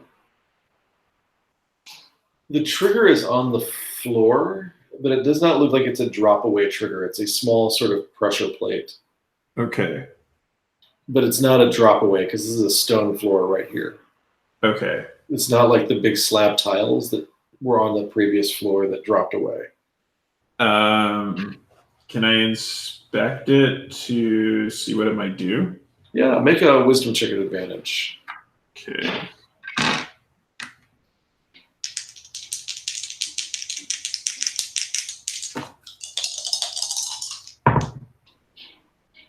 I succeeded with an 11. You're pretty sure if somebody touches that pressure plate, the walls move in pretty quickly and then kind of rotate back out. Like the walls in the immediate area? Yeah. Okay.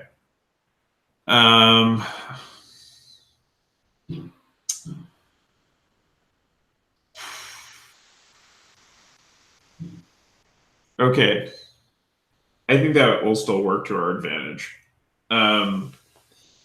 Yeah. So if they come running out and hit that pressure plate, then it'll trap more of them in the fire. So.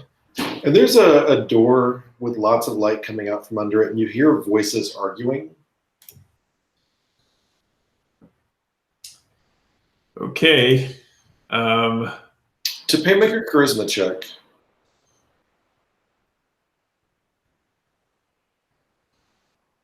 $17 out of 7. Your treacherous brother is in there, and you need to act fairly fast. You don't have to react instantly, but long planning is not in Tapay's future. And I think I'm going to give the fire bombs to Dennison because as a juggler, I trust Dennison to be a better thrower than I am. Mm-hmm. And I say,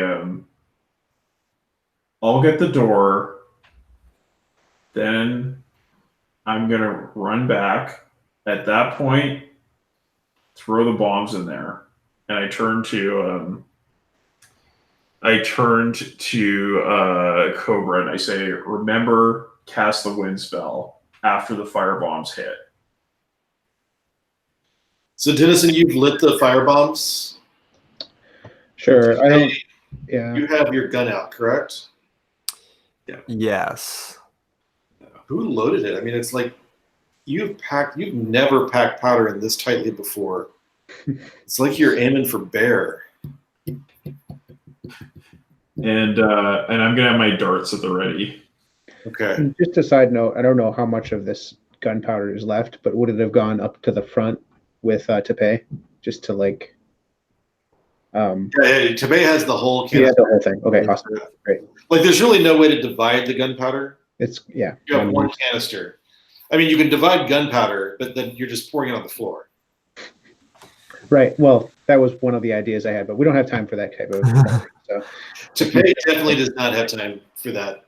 Yeah. I'm just like single-mindedly. Is that like I'm kind of like. Your brother must die. Okay, yeah. Your traitorous, apostate, heretical brother. Do I want to talk to my brother at all, or am I just like, my brother killed me, my brother's been leading all this? Your brother poisoned you and betrayed Usamikaris. All right.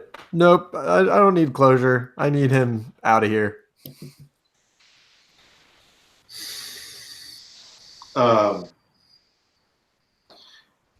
And you're getting this. You're getting the door. I will get the door, and then I'm just gonna fall back as soon as the door is clear, making sure not to trigger the trap.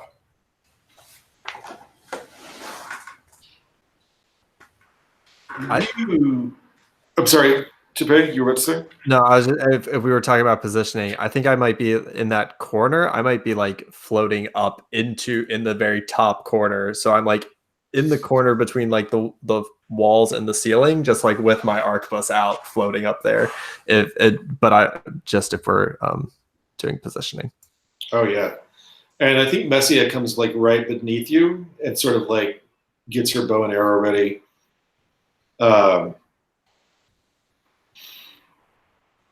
And you are ducking in and ducking out. I'd like you to make a dexterity check. Pulmia.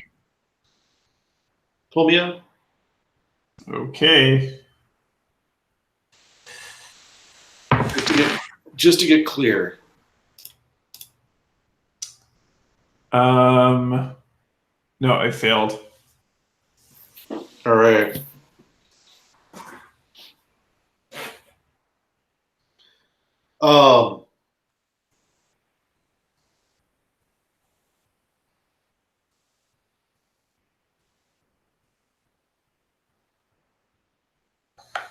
So yeah, your legs just sort of give out before you can sort of get back, and sort of you're right in the line of fire as the door goes open and Dennison starts throwing. Dennison, why don't you throw those 2 bombs? How much damage do they do? Did we agree on, Kyle? Well, they are D6s. Okay. Yeah. Dennison, because this is just sort of a big space and there's really not a chance to, you can't do it wrong. Okay. Yeah. So why don't you make a dexterity check, just to see if we're going to go with a D6 or if we're going to go with something more amazing. Okay. Okay. Okay. Yeah, I succeeded. I got an 8 out of 12. Nice. So why don't you roll 2d8? Okay.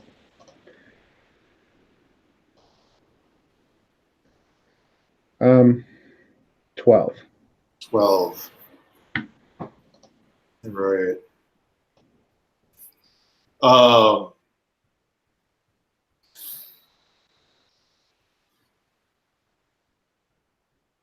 These very days, people in like their mask half on and their robes are sort of half on, and several of them are just sort of lounging on couches, laughing. Some of them are, but none of them are like they clearly had card games going. Pulmia, you're guessing about the time the others came back. And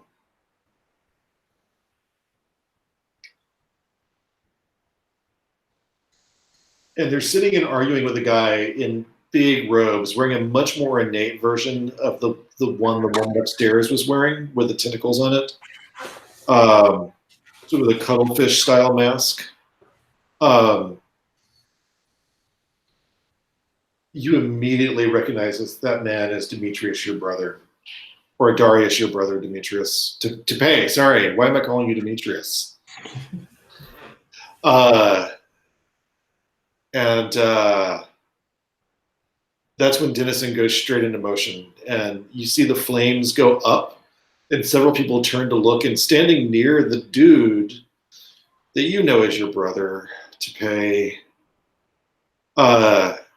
3 people immediately just fall backwards and down. And Pulmia, you're sort of like kind of caught. Your legs just are not moving fast in front of the door, but you've got a clear shot. Tapay, are you taking it? Yeah. Make a dexterity check.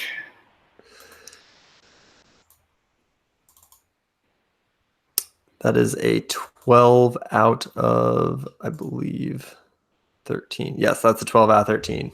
Nice. Roll your damage and roll a d10, and tell me what you get on each. All right. My damage for the arquebus is a d8. So that is a 3. Nope, that is a 4. And I can attack twice. Should I attack twice now? Well, you're gonna not with the arquebus, but you can do. No, yeah, you can't really attack twice with the arquebus. But yeah, let's. Sorry. Go ahead and roll that second d8 again. Okay. And then roll a d10. And tell me what you get on each of those. All right. So the first one was a 4. The second d8 was an 8, and then the d10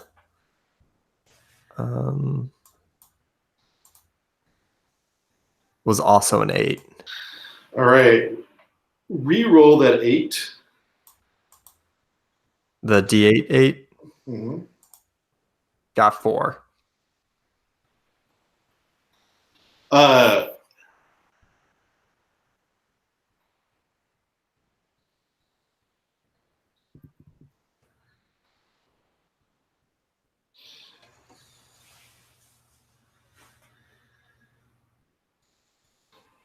You see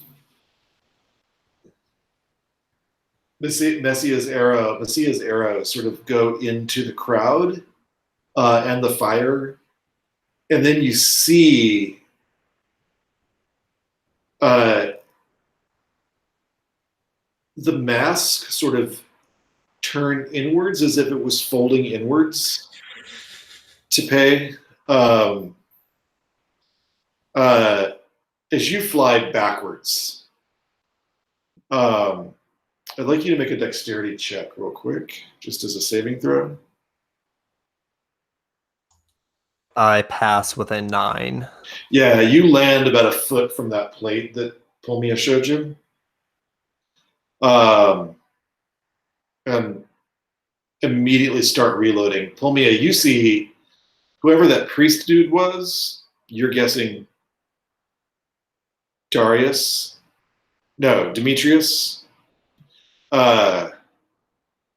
is on the ground with a lot of blood coming from where you last saw his head.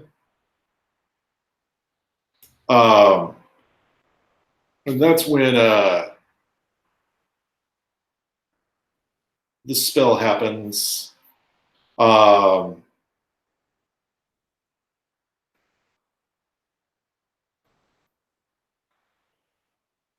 And there's wind surging into the room and fanning the flames as people start to turn in confusion and anger and look at you.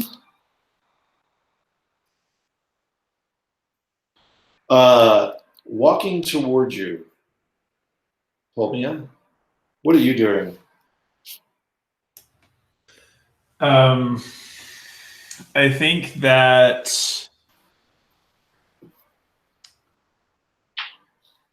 so in the front ranks there is who's there right now? There's a Dennison. There's Dennison, Messia, and you. Okay. Sorry. Dennison is sort of behind you. Yeah. In the front, there's Messia and you, and Dennison slightly behind you. Okay. Tapay was there, but after a very loud noise, went spiraling backwards. Yeah. I think I'm going to try to crawl through Messia's feet into the further back ranks. Okay. You don't need to necessarily crawl, but yeah, you're getting away from the open door. It is your feet feel so heavy. Yeah. As you just sort of move away. And they're surging. Do you want to issue the order to retreat?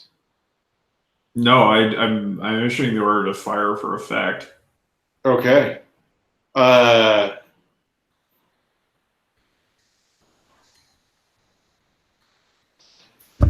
Messia peppers a volume of arrows off, and takes several of the people out that were coming towards you. One moment.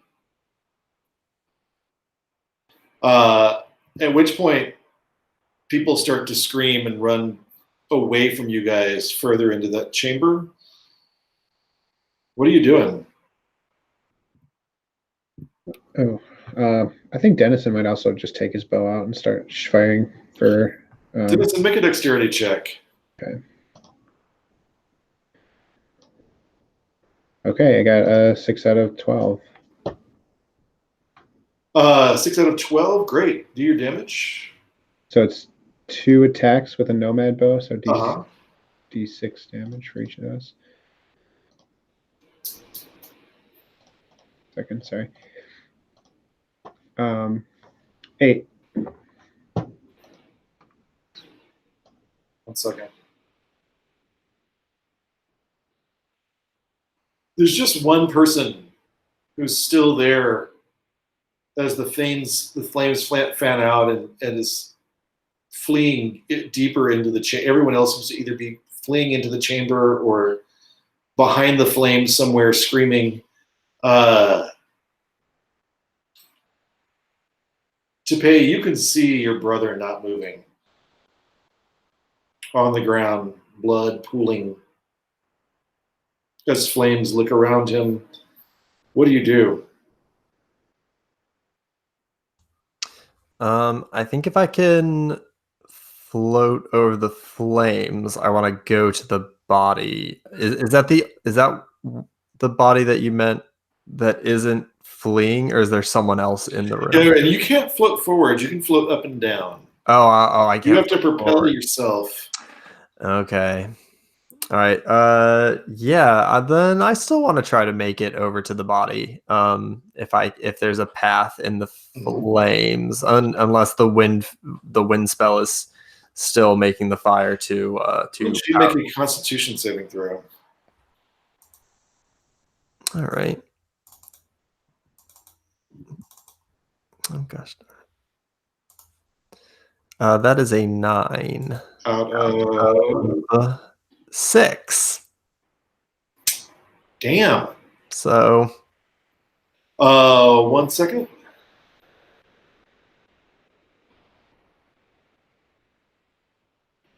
You're going to take 6 damage to pay. Ignoring armor. As the heat from the flames.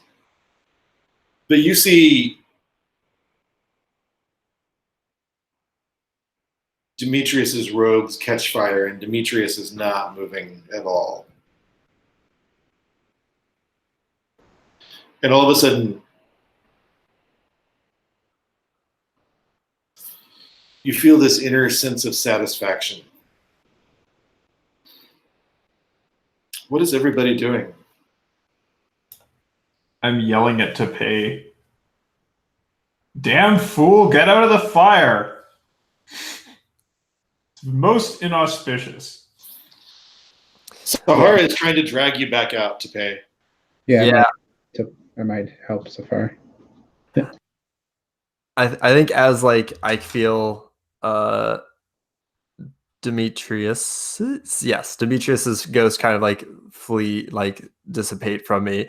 My senses regain, and I feel myself basically boiling in my breastplate, and I'm like, no, whoa, no, too hot. And I think I actually start scrambling if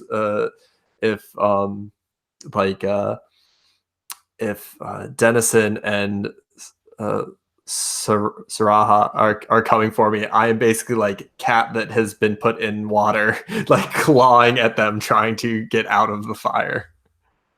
I assume you guys are shutting the door as you try to bolt away from the room? Yeah, for sure. I'll shut it. Yeah, shut it, and yeah, don't have anything I could use to prop it closed, but definitely shutting it.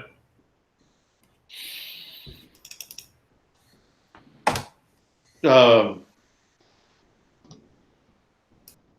you're just leaving, correct? Yeah. Yeah. I mean, if because the doors are closed.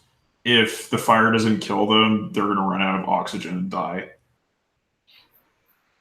And we can always come check the other rooms later, but I think we know that we don't have a lot of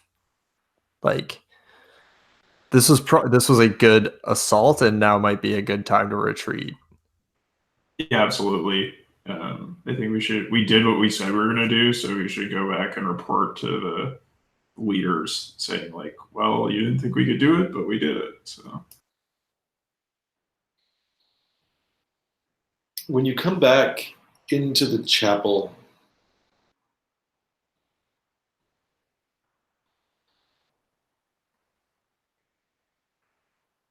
you see a humanoid fox just sort of sitting underneath the statue of Usami Garas, holding a bunny mask, a rabbit mask in his.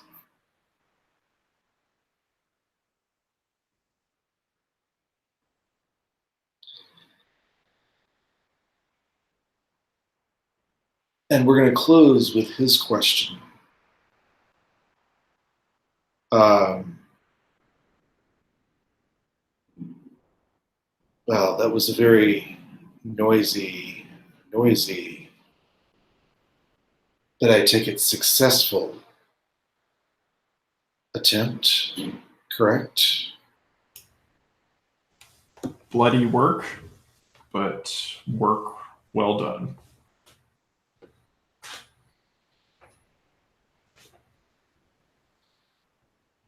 Sort of runs his hands up the ears of the rabbit mask and just looks back at you and says, like, well, are you going to go now? Or are you going to stay? And with that, I think we will leave you there. But I'd like to get a sense of all things being equal right now. Where does each of you believe you're headed?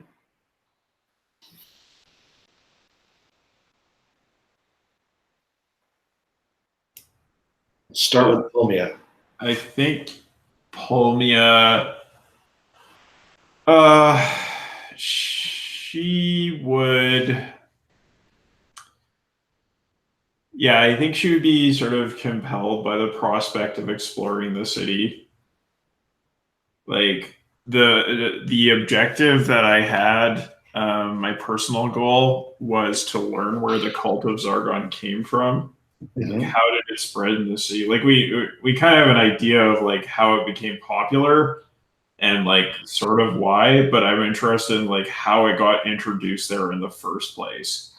And I kind of figure if like, oh, if I can figure that out, then everybody's gonna accept like that I am a learned scholar and I'll be showered with praise by my peers. Dennison. Yeah, Dennison was, Where do you imagine yourself heading? you know, I feel like he, once he's fed, and it feels like he's going to be staying close to this area and probably exploring the city as well, because one of his goals when he realized that there were a few people that appreciated his performances here, he realized that this place is filled with treasure, not just one necklace, that there's probably hundreds more just like it.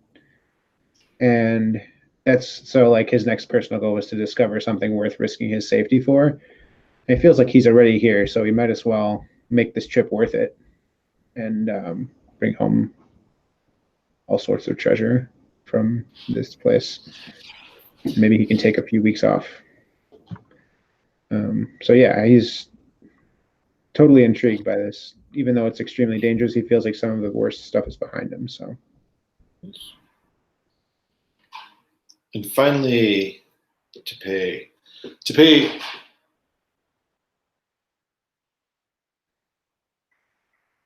the ghost has left you and left you a little bit shaken. Your new hit point maximum is 12. So you're feeling a little fragile. Or a little more fragile. Where do you see yourself headed from here?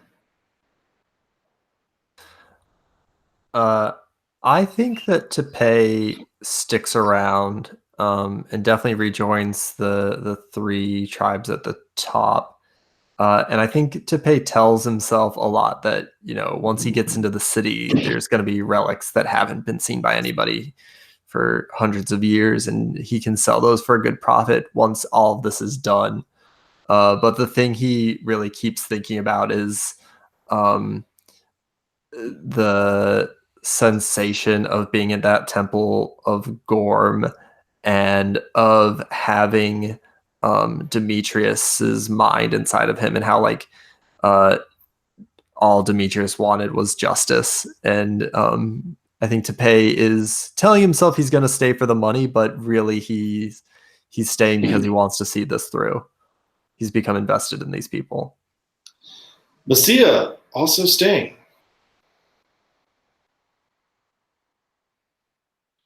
All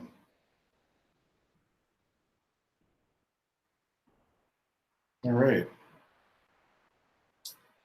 And thank you, everybody. That is the first 5 levels of the Lost City. The official portions of the module. There is, of course, much there that we have not even begun to touch before we even get to the expansion portions in the city or in the layers of the pyramid below.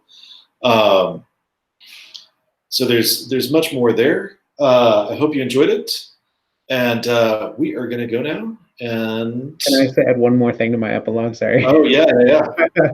Because it was very anticlimactic in the actual game most of the time. I think Dennison is going to pull out the mom's sword one more time, and I think it's going to start to glow when they start venturing towards the Lost City. If that's cool. Oh, actually, when you go towards the Lost City, it does not glow towards the Lost City. It glows towards a blank piece of the wall in a nearby hallway. Nice. Perfect. That I think the brothers of Gorm look at each other sort of side-eye as soon as your mother's sword leads you to there.